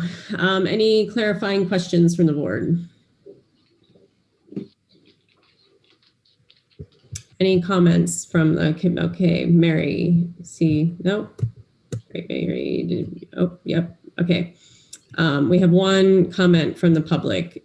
What's our preference? Do we want to stick with the 2 minutes? Okay, Mary.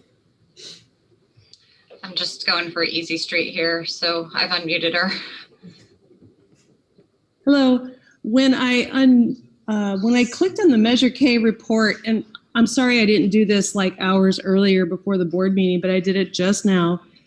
When it came up on my browser, it said Poway Unified. So I would just like to suggest to perhaps your auditor to maybe change that tag so that it comes up as the West Sonoma County Union High School District rather than Poway. that's just what I saw on my computer. Maybe that's just, my No, West it's not your County. computer. I think these reports tend to be somewhat of a cut and paste effort. I understand that. I totally understand that. I will ask them to fix it for next year. Thank you. On our reports, they both say West Sonoma County Union High School District.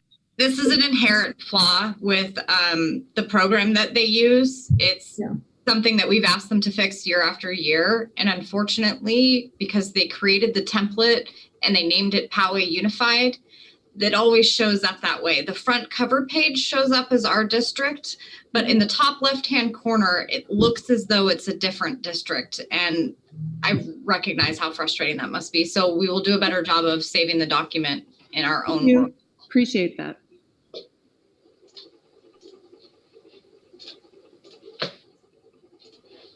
Okay.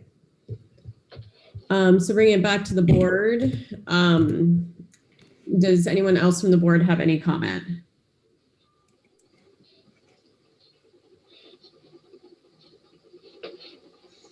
Okay, seeing none, let's go ahead and take our vote.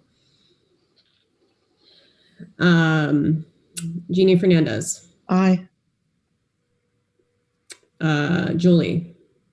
Aye. Lori. Aye. Angie. Aye. Kelly. Aye. Jeannie. Broom. Aye. And Satori. Aye. Right, thank you.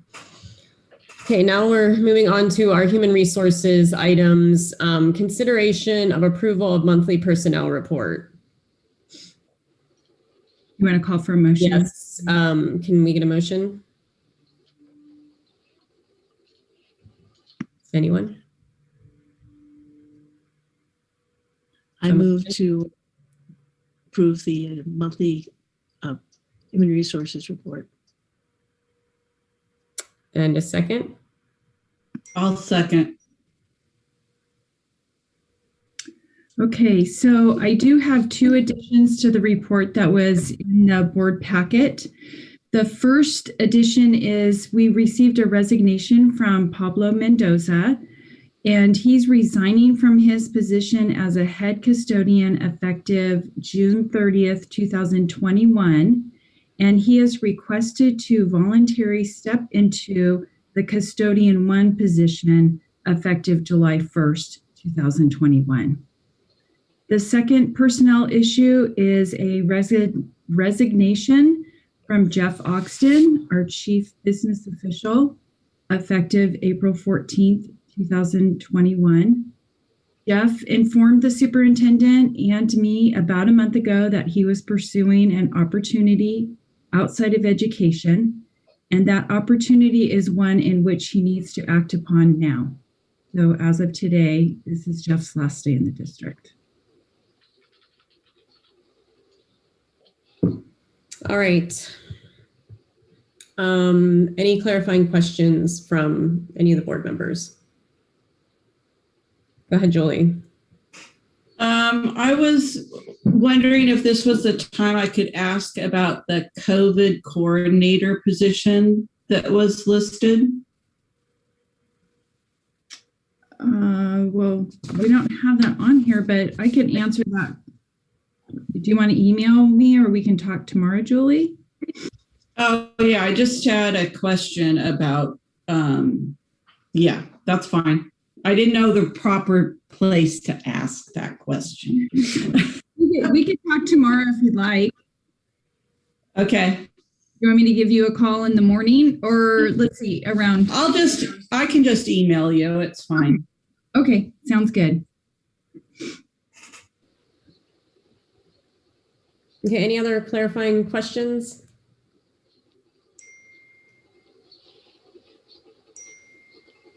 Okay, let's open it up for public comment. All right, I'll give it a second. We have 4 people, right? 5.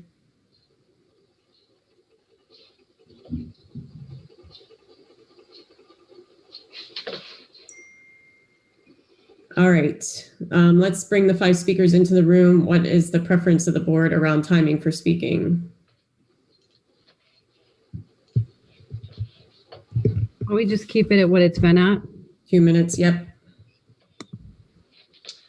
First speaker, Gillian Hayes. Second speaker, Julie McLeland, Jesselie Mills, Tara Del Drago, and last speaker is Leah Woody. Everyone's coming into the room right now, but Gillian, you have the floor. Can you hear me? Yes, we can. Thank you. I find it very curious that Jeff resigned so suddenly during and amidst a budget crisis. It sounds super, super unprofessional when we're moving forward with this consolidation and the stimulus monies are coming in and the public is questioning some of his budgeting. Really, really unprofessional to leave the district in such a, up in arms like this. It's very, very curious to me. So in that sense, I think it's actually a great time to bring like a consultant, like a third party auditor in to kind of look at all the books and just redo everything for us and really see if a consolidation is a necessary movement forward. Sounds like we could get someone with more experience. Jeff doesn't have a whole lot of experience. He told me himself he only had a certificate and he was a math teacher. So I think it'd be great to bring somebody in that has great experience with school budgeting to dig through our books and to actually tell us, is this necessary? And does the stimulus money allow us an opportunity to not close El Molino? Our attorney that we've hired looked at those different stimulus packages. And yes, some of them are only COVID related, but you can still use them to retain smaller classrooms on both campuses. You can still use COVID money for that. But some of those funding, the ESSER funding, is discretionary. And it allows you $1.6 million of discretionary funds that our attorney has analyzed. So I really think, and I suggest you have your attorney analyze or reanalyze what that money looks like. I'm waiting right now on some letters from our federal representatives to clarify for you that that money can be used on our smaller classrooms for our teachers to keep both campuses open. So I hope you use this personnel opportunity to get someone in here to look at the books and to get more creative and to listen to the community that votes for you. Thank you. Tony, do you want to, I know this has come up before previously in the meeting and you've addressed the SCO's direction around the COVID funds. Do you want to clarify for the record any misstatements? Yeah, as I read in the email from SCO earlier today, the COVID-19 funds cannot be used to keep El Molino open for next year. I can read the email again if you'd like me to. Yeah, I think I don't know that we, unless the board wants it to be read again, I don't feel like it needs to be read again. Thank you. You're welcome.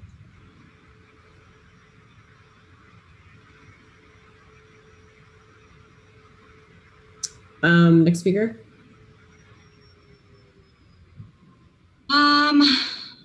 Julie McLeland. Hi, it's Julie McLeland. Yep, thank you.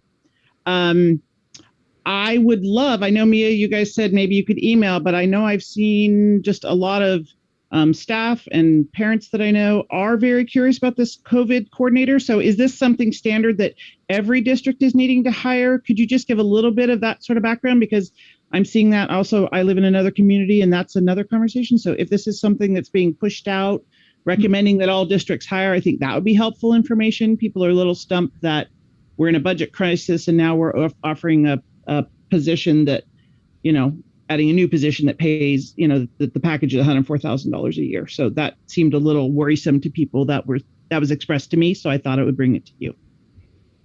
Tony, do you want me to just go ahead and address the questions? Sure. So we did post for a COVID coordinator. A lot of districts in the county are doing the same thing because most districts don't have the staff to do the monitoring and the contact tracing for anybody, if it's staff or students that contract COVID, and if they've been on our campus, if there's any kind of close contact. So we do need to have a person that can perform those duties. We also, we do have it listed, it's a temporary position. So we don't know how long we're going to actually need this position, but we do have it listed as an 8-hour-a-day position, 12 months a year, if we need it for 12 months. We don't really know that at this time, But we also would be able to offer those services to our partner districts out here in the West County. We have talked to some of the districts out here that if they're interested in partnering with them, we can actually provide that service to them with a COVID coordinator for them. So they don't have to go out and find somebody. I know Santa Rosa City Schools has a COVID coordinator. Windsor has one. Rincon Valley, Petaluma, and I believe Sonoma Valley already hired somebody if they're in the process of hiring someone right now. And the funds for that position would be provided. It is a position that qualifies for the use of COVID funds. COVID funds. Did that answer your questions, Julie? Yeah, I was just wondering if it was going to be covered by COVID funds. And then I was also wondering if it could be a shared position with other districts. Those were my two questions. Great. I have a question to add on to that. If we did share that position with other of the partner districts, would we be also sharing the salary with them? So we would have to enter into an agreement that there would be a cost on their end that they would have to reimburse the district. Yeah, definitely. Okay, next speaker. Jesselie Mills. Hi, Jesselie Mills here. So first of all, I want to address, when was the letter from Dr. Harrington saying you cannot use the money to keep El Molino open written? What money was that in consideration of? Was it all of the stimulus money? Because there's COVID money, there's stimulus money. There's a lot of different money from a lot of different pots coming in. Was it actually Dr. Harrington? And I think your more reliable source would be your attorney to find out how you are allowed to use that money, because that is ultimately who's going to have to represent you if you misuse it. In addition to that, if we're quoting Dr. Harrington, I actually had a conversation with him, a group of us did. And Jesselie, this needs to pertain to the topic of. Oh, it does. It absolutely does. He was shocked to hear that you guys still have a 7th period. In regards to your CBO resigning at this point, I agree with everything Gillian said. I think it's pretty suspicious. If somebody thought this was a great idea and you guys are following the appropriate budgetary constraints and the budget was in fact accurate, why would you resign in the middle of all this?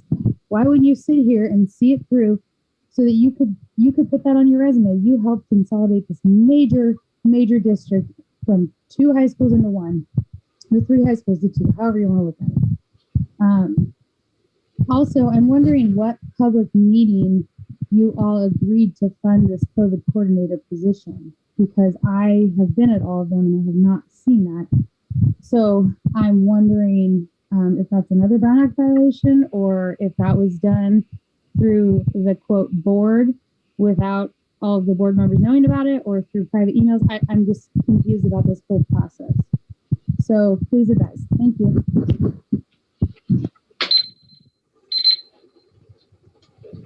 Next speaker is Tara Del Drago. Hey, thank you. I just want to thank you, Gillian. You actually almost spoke my words completely. I have actually, for 4 months now, called Jeff out and asked him specifically to explain line items for us and to tell us where specific money is, where it's going when he is explaining his budget. He has never once been able to do that for us. When it was, we are in this deficit, we cannot keep El Molino open, we have to consolidate now because of this, and this, and asking him to again explain these line items of where this money is going, it didn't ever happen. There was never once an answer. Then this last report that just happened, and now all of a sudden he's gone, this last report, he said, oh, all of a sudden we have this money. We can sustain, we can do this. We have these millions of dollars. We have this one-time money. We have this, and this. I know agendas. I know money. I know budget. I work for a school again. So I know where these go. So again, lack of transparency and this hiding of this money that can behoove us to keep all 3 schools open in this pandemic and not rush this consolidation is ridiculous. You all need to reconsider and listen. We are not going away. We will fight. Hear our roar, and we are here. Do not take this away, because there is money and it can be used. So when a CBO cannot stand behind explaining a budget or a line item, I'm sorry, that is a problem. That has been a problem for months now. We are paying attention and know that. So there is the money. Use it wisely and keep all 3 schools open. Every single kid deserves that. Thanks. Leah Woody. Yeah, hi. Yeah, so I'm part of the Unity Committee, and I'm a proud Unity Committee member. Yeah, can I stop you real quick? Can you turn down your microphone? Because all I can hear is your feedback. That's weird. You must have like something else playing at the same time you're talking. Nope, Okay. I don't. Hold on. Let me, no. It's just a terrible echo. Maybe it's just Okay. I'm in my bathroom. I just got out of the bath. Is that better? Yeah. No, I think it's just the echo if you're in a small room. So just keep going. Is that better? Yeah, no, you can just go. Yeah. Is that better? Okay. So one of the questions, and I appreciate it, that was on the survey that Jordan Brown sent out, was like the most painful thing for me was losing the small community, the small school community, being able to work with students one-on-one. That's the biggest thing that I'm fearing that we're gonna lose. I also wanted to just come on and thank Pablo and just thank him for all his years of service. And I'm happy that he is still going to be in the district. And also, honestly, for Jeff's efforts, thank you, Jeff, and good luck. It's unfortunate, though, that he's leaving at this time, because I do want to just bring it to the board's attention and just make sure that we take care of the people that we have on staff before we hire others. It's been going on a lot in the counseling department and mental health, and they don't have the relationships that we already have established with our students. So I would like the board to consider stipend pay. I know that all of us have been working far beyond our hours, so I would like the board to look at that. Thank you. All right, and I think that was our last public comment. So bringing it back to the board for a vote. I'm unmuted, Wes. Sorry. Can I say something? Yeah, comments. I just wanted to, I don't know how the rest of the board or staff feels, but I have spent countless hours with Jeff going over everything. And to my knowledge, there have been a lot of people. I don't think it does Jeff justice to my knowledge, he's been super explanatory to anyone that needed it about all the line items. And so I felt it needed to be known that he was super helpful. I mean, I can't even tell you how much time I spent with him, not down. So I just had to say that. Any other comments from the board? I agree. Sad to see him go, but I get it. All right, any other comments? Okay, Jeannie Fernandez. Aye. Lori. Aye. Angie. Aye. Julie. Aye. Kelly, aye. Jeannie Broom. Aye. And Satori. Oh, Aye. they can't vote on that. Oh, no, you can't vote on this. It's HR. Sorry. Yeah, sorry. Consideration of approval of employment contract for the West Sonoma County High School principal. Do you want to call for? I make a motion that we approve the contract for the West County High School principal. And a second? I second. Okay, thank you, Angie. And go ahead, Mia.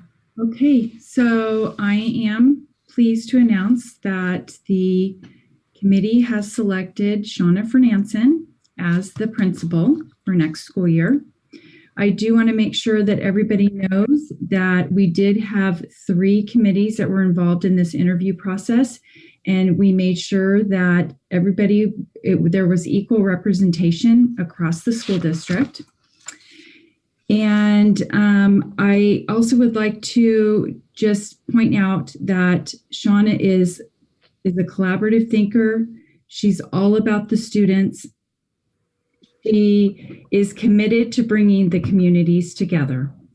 And what I'd like to go over quickly is her contract. The contract, as soon as it's signed, it will be posted on the district website. So this contract is effective for July 1st, 2021, and will run through June 30th, 2022. It's a 1-year contract. Her salary, she will be placed on step 7 of the management salary schedule. Her health benefits include the medical, dental, and vision benefits. In addition to that, she will also receive a vehicle allowance of $100 a month and a phone allowance of $100 a month. And she'll also receive her 12 days of sick leave, so 1 day of sick leave per month. And she'll be signing this contract tomorrow along with Tony Beal, and then we will post it on the district website. Does anybody have any questions?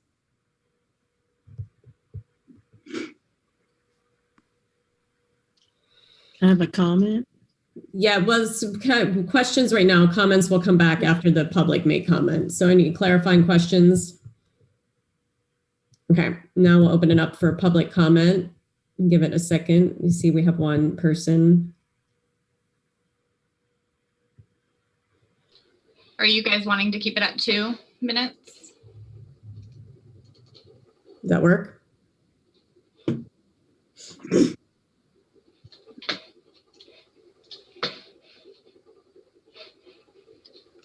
Okay, it looks like we have 5 speakers and we'll end at Adam Parks. And then please bring them in the room. Our first speaker is Chris Kahn. You have the floor. Hey, everybody. I appreciate the work that everybody's been doing trying to pick a principal, but I was sort of understanding there was an option out there for us to run it as 2 co-principals for the transition time period. We used to have 2 co-principals at El Molino for quite some time. They worked quite well. It's rather shocked to me tonight to find out that one person was chosen as opposed to having 2 people who could possibly work together collaboratively to actually pull this school together. It sort of leaves a bad taste in my mouth, but then according, it's your guys' choice and their opinion as well. I'm probably too late to reevaluate for you guys to redecide this since you've already made the decision on it, but I might say in the future, you may want to consider that if you're going to be bringing groups together, it works better if people actually are working together at the same level. Co-principals would have been a strong step in that direction. Thank you. Kelly, can I address that? Or do you want to wait till all the speakers? No, go ahead. If you have a clarifying, clarifying for the record, that would be nice. That would be good. I do want to make sure that people know that both the Anley and El Molino High School principal were given the opportunity to apply for the position. And I also encouraged both of them to apply. We did not get an application from one of the existing principals. Okay. Our next speaker is Eleanor Gorman, followed by Gillian Hayes, followed by Tara Del Drago, and last speaker is Adam Parks. Eleanor, you have the floor. Hi, thank you. Can you hear me? Yes, we can hear you. Yeah, hi. Yeah, I just want to wish the new superintendent the best of success, and then take this opportunity to thank Matt Dunkel and his team. I think you've had the best kind of leadership and the best team at a school that this probably district has seen in a really long time. You've had a lot of steady leadership, and it was one of my sad things about this consolidation and moving El Molino was that I thought you were kind of looking a gift horse in the mouth. I've said that very, very many times. So I just want to take this opportunity to thank him and his team and his leadership, and I'm not surprised by the choices made, and wish everyone luck with that. Thank you. Thank you. Our next speaker is Gillian Hayes. You have the floor. Can you hear me? Yes. Oh, yes. Principal. I have a question here. Are you allowed to say who did or didn't apply for a position? Isn't that confidential personnel information? I know in my city government job, I'm not allowed to tell anyone from the public who did or did not apply. So now we all know that Matt Dunkel didn't apply, and that's very unfortunate. Again, going back to the kids, I'm always going to go back to the kids' needs. Like, I really wish that you would have chatted with the kids instead of rushed through this consolidation and asked about their needs in this transition. Seems to me, especially with like special ed or struggling kids or kids that Mr. Dunkel has been working with, it seems like a transition time to have both principals on one campus would have just been an amazing opportunity to build that unity. Again, we're not getting rid of the El Molino Lions. We're uniting together collaboratively, and both principals are going to help you through this transition in year one. Like, what a great message that could have been. But yet none of us were asked about that. The kids weren't asked about that, and that's who's going to be affected. I will tell you, I'm not super impressed. I have not had many interactions with the Annalee principal. I'm sure she's probably great. But the one email that I sent to the principal and vice principal was never, ever responded to in over 4 weeks. And then I had to email Tony to get the information. Not even a thanks for emailing, I'll get back to you, or here's the right person to contact. I had information I was asking about electives, and they never responded to me, either of them. As a parent of a potential student, I own property in Sebastopol. My third child may be attending Annalee. Probably not, especially after this awful transition. But I just need you to know that. That's what we're up against right now. Okay, Mr. Dunkel was the longest principal in Sonoma County at one high school. That needs to be recognized. He's amazing, and he should have been utilized in this transition, you guys. I think you should rethink that and add him back in. Thank you. Next speaker is Tara, and Leah, you didn't make the cutoff, so I'm going to lower your hand. Okay, first of all, I don't think, again, if this was a real board meeting, nobody would get a cutoff, but I'll just stop there. Second of all, again, just not cool at all. Funny that it's a Annalee principal that gets to be the principal for everything. And I agree, it should have been both principals, period, for this transition for the kids. Not fair. I've already enrolled my students, my 2 8th graders, in another high school that are devastated about losing this high school. We implore you again to rethink, re-engage, and do what's best for all of us. Let them, in this time of uncertainty and pandemic, to get to keep what they don't have. This is just not cool. We've heard about, it's not all about loss. Yes, it is about loss. It's about loss for the students. These kids don't get to ever get this back. It is not fair or cool at all for the grown-ups to get to decide and think that they know what's best for these kids. You don't. It is their voices. It is their future. They are our future. Let them have that voice. And for the principals as well. I'm sorry, but to make this transition smooth or whatever, they deserve to have that. So thank you again, Mr. Dunkel, as well. We appreciate your service and your time, and this board needs to think about that severely. as well as Tony Beal. So thank you. And thank you for your resignations. Last speaker, Adam Parks. I was trying to figure out, I was on the principal interview committee, and I was trying to figure out how to carefully work my words so that I wouldn't give away what I'm not supposed to give away. I guess I don't have to worry about that anymore. I've heard a couple of the speakers previously saying that, of course, the Annalee principal got the job. I hope you understand by what was said tonight, whether you agree with it should have been said or not, that wasn't an option. This board has a lot to answer for, and there's a lot of things you can complain about. Let's not look for extra stuff.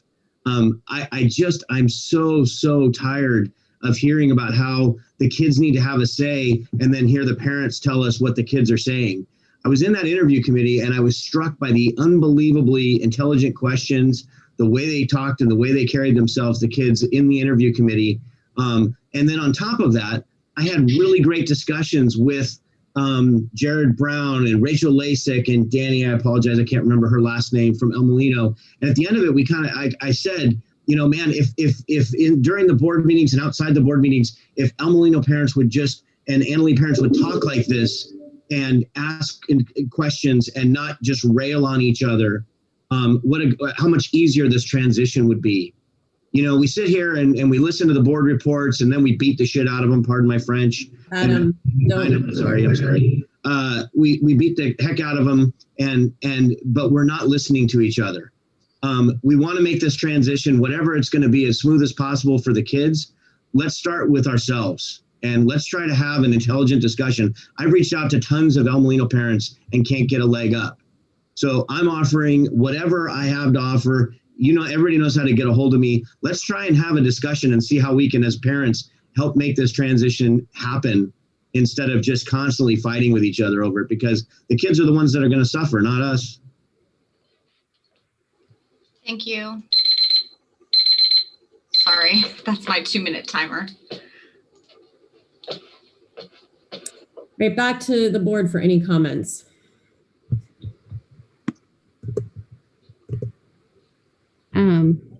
Offer my comment. Go ahead, Lori.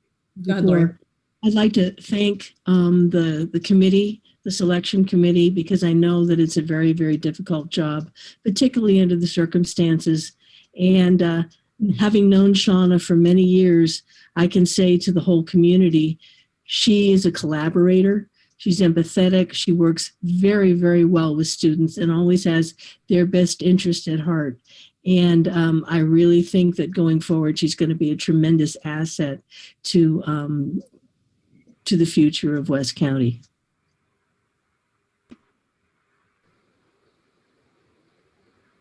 Any other comments from the board? Jeannie?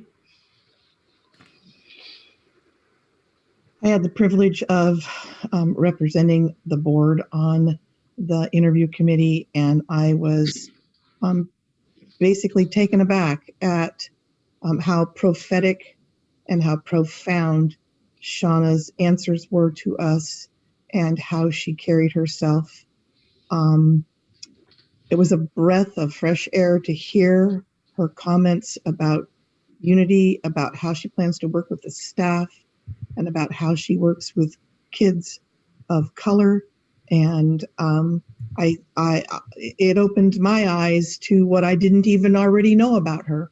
So I'm excited, and I think that we have a great head of a great team moving forward.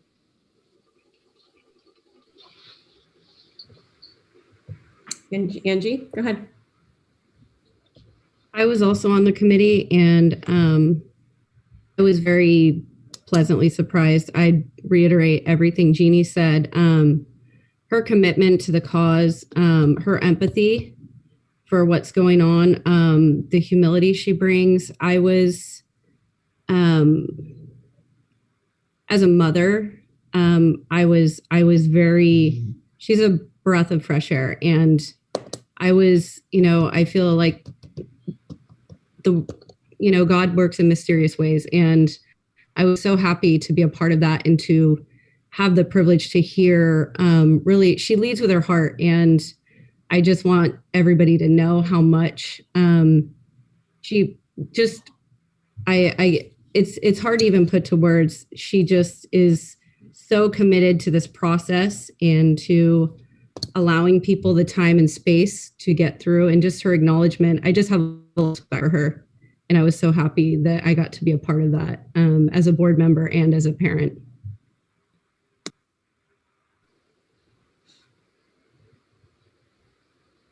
Any other comments? Okay. Lori? Aye. Angie? Aye. Jeannie Fernandez? Aye. Julie? Aye. Kelly? Aye. Okay, now consideration of approval resolution number 21, April 2021, in the matter of the elimination of certain positions in the classified service and directing notification of classified employees. Can I get a motion? So moved. And a second? I'll second. Lori, I think I didn't know. I think It's Lori. fine. Lori can have it. I didn't hear her. Did you second? I thought I heard you maybe, but I did.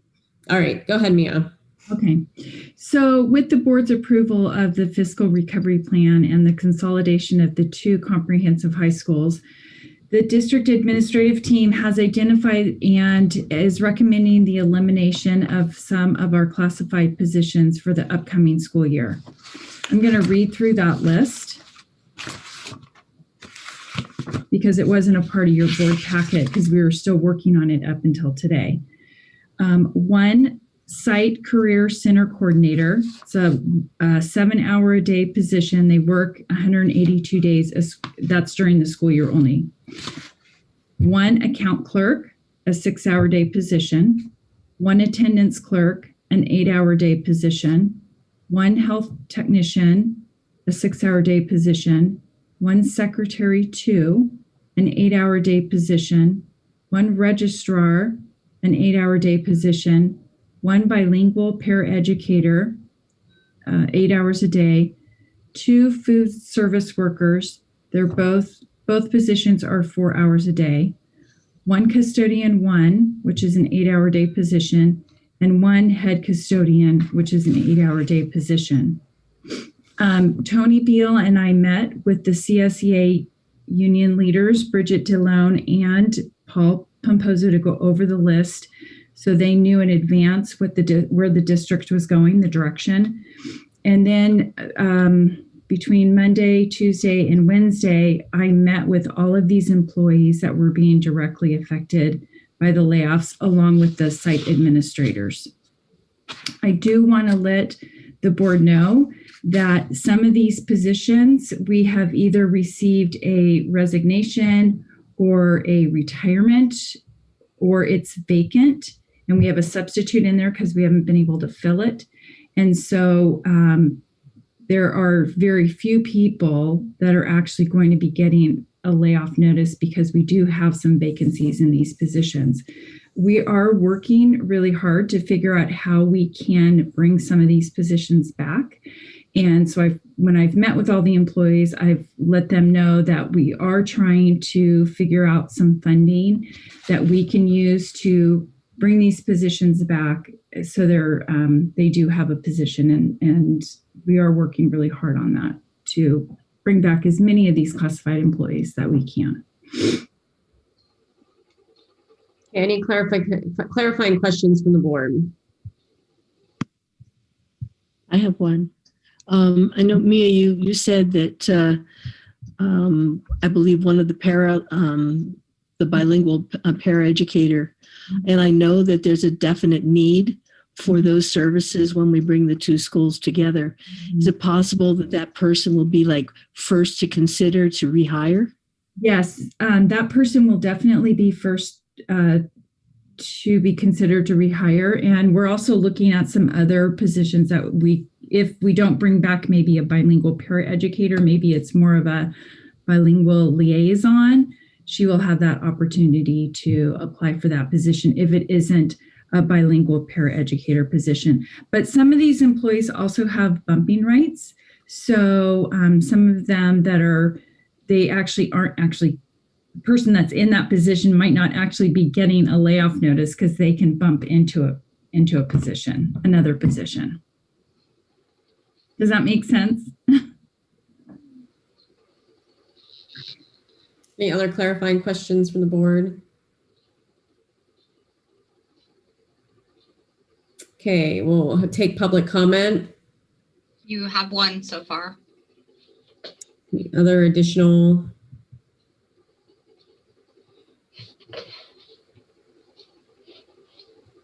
Give it a minute. I'm just getting everything ready. All right, it looks like we have 4 people, and we'll end with Mary Lou. Are you going to bring them all in? Yes. Okay, thank you. First speaker is Tara Del Drago, then Julie McClelland. Looks like maybe Claudia Camacho and Mary Lou Saldana.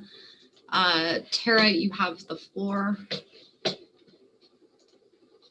Hi, as a CSEA member working for Forestville Elementary School, I'm actually questioning that about the layoffs because that is 11 positions. How many of those 11 positions are voluntary, Mia? How many are leaving voluntarily and how many are being laid off? We only have one person that has resigned from their current position and has asked to step into a vacancy.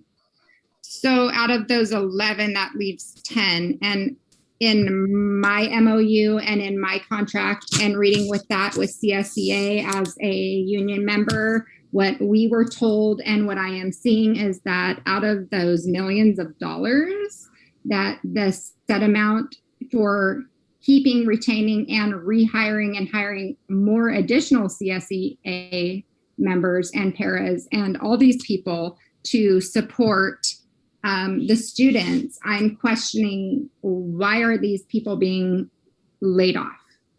So that's my question.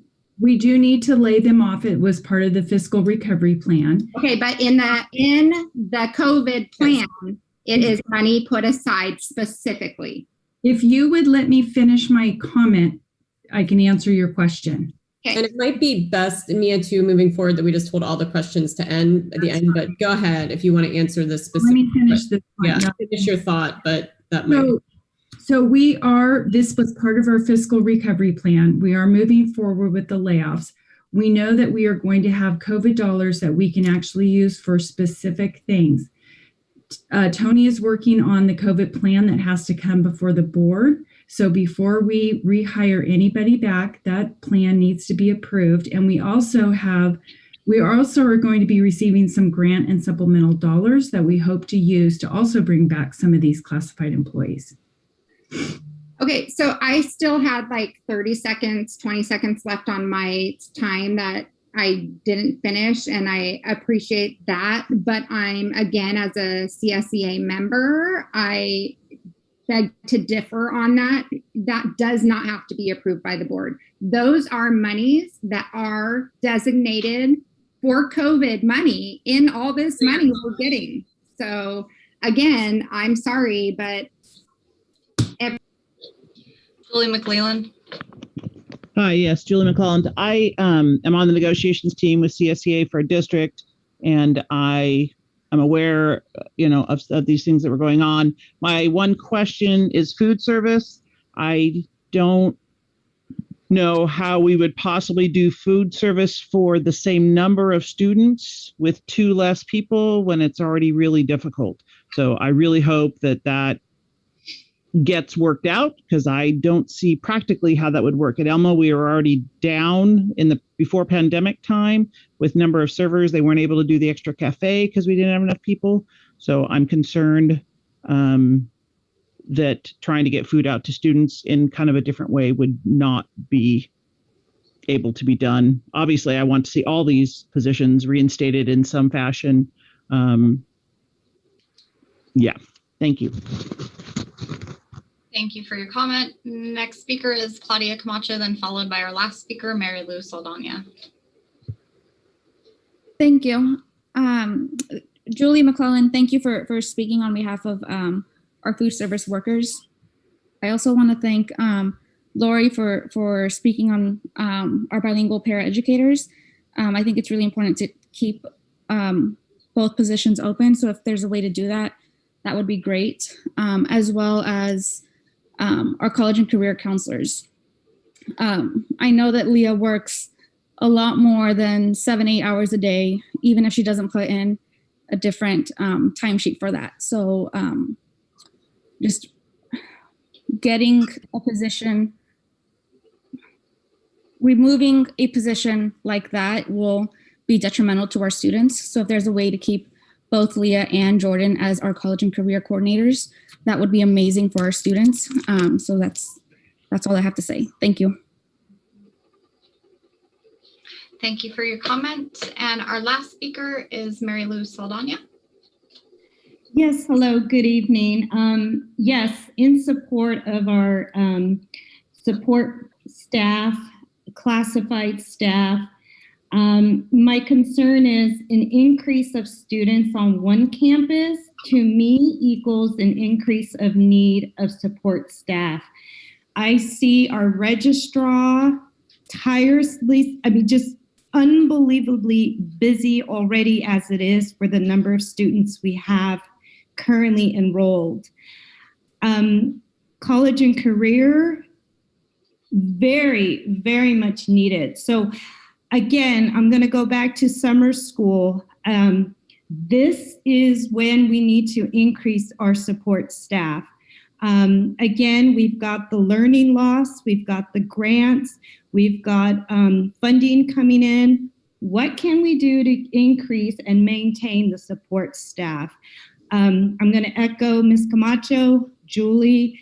We need to try to maintain the support staff we have, the classified staff. Again, summer school, essential. Do we need to provide meals during summer school?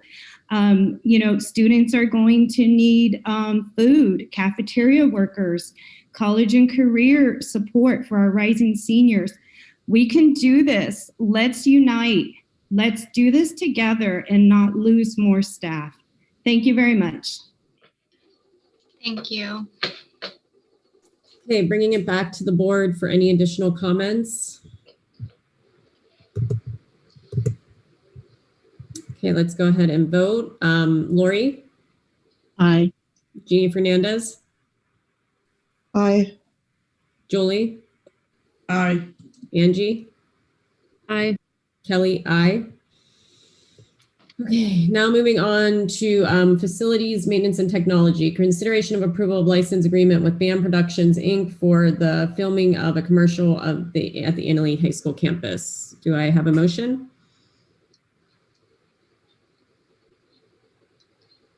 So moved.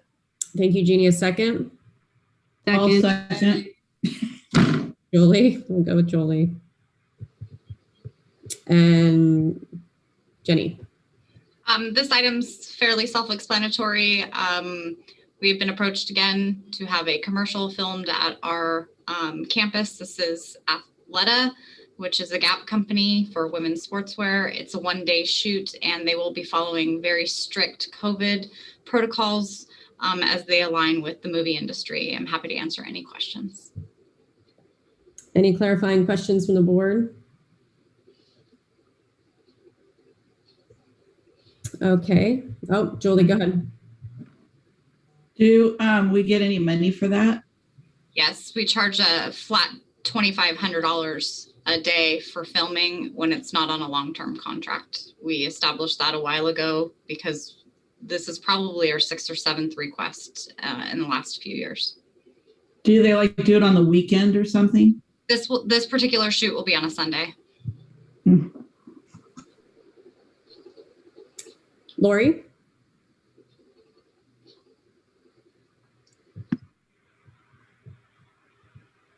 We didn't hear what you said. Yeah, I don't know what you... I said that was going to be my exact question. And that's $2,500 flat rate for filming. It doesn't include staff. We bill staff at the hourly rate that they would be for overtime. Okay. And it looks like we do have public comment on this item. Okay.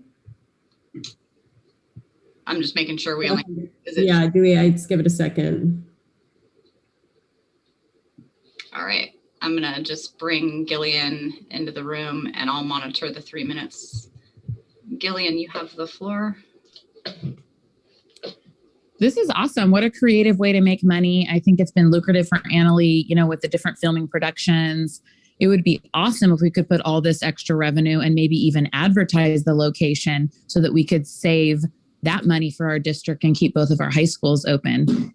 I would ask that the board actually consider that. See, there's so many creative areas that we could be working with our community. In Vallejo, I have a lot of film partnership on Mare Island. 3 huge filming companies, actually 13 Reasons came and filmed on Mare Island too, in my city down there. So I have a lot of connections. And you know what? If this is something in this area that's needed and there's a demand for it in our market, why aren't we marketing these things? Why aren't we working together to find creative solutions for more funding, to keep our schools open? And my daughter's standing here. She's saying, listen, I don't have time. I'm exhausted. I'm doing homework. I can't talk to the board. But to the comment that the other Adam Parks made about students not speaking, it's because they're doing their homework. She just got done with a volleyball game. During this meeting, I had you in my ear while I cheered for her in volleyball. But you know what? The words that come out of my mouth are coming from her. And thank God she's on the Unity Committee and able to voice that. But we really do need to involve students more in all of these processes. It'd be great, like 13 Reasons, get the extras, get those opportunities on filming. It's time to get creative, guys. We can do this. We really can. If it means enough to us all to work together, it is an option. Thank you. Thank you for your comments. And just to kind of touch on that, we are kind of a destination location. We are very well known out there in the film industry as a place that welcomes filming.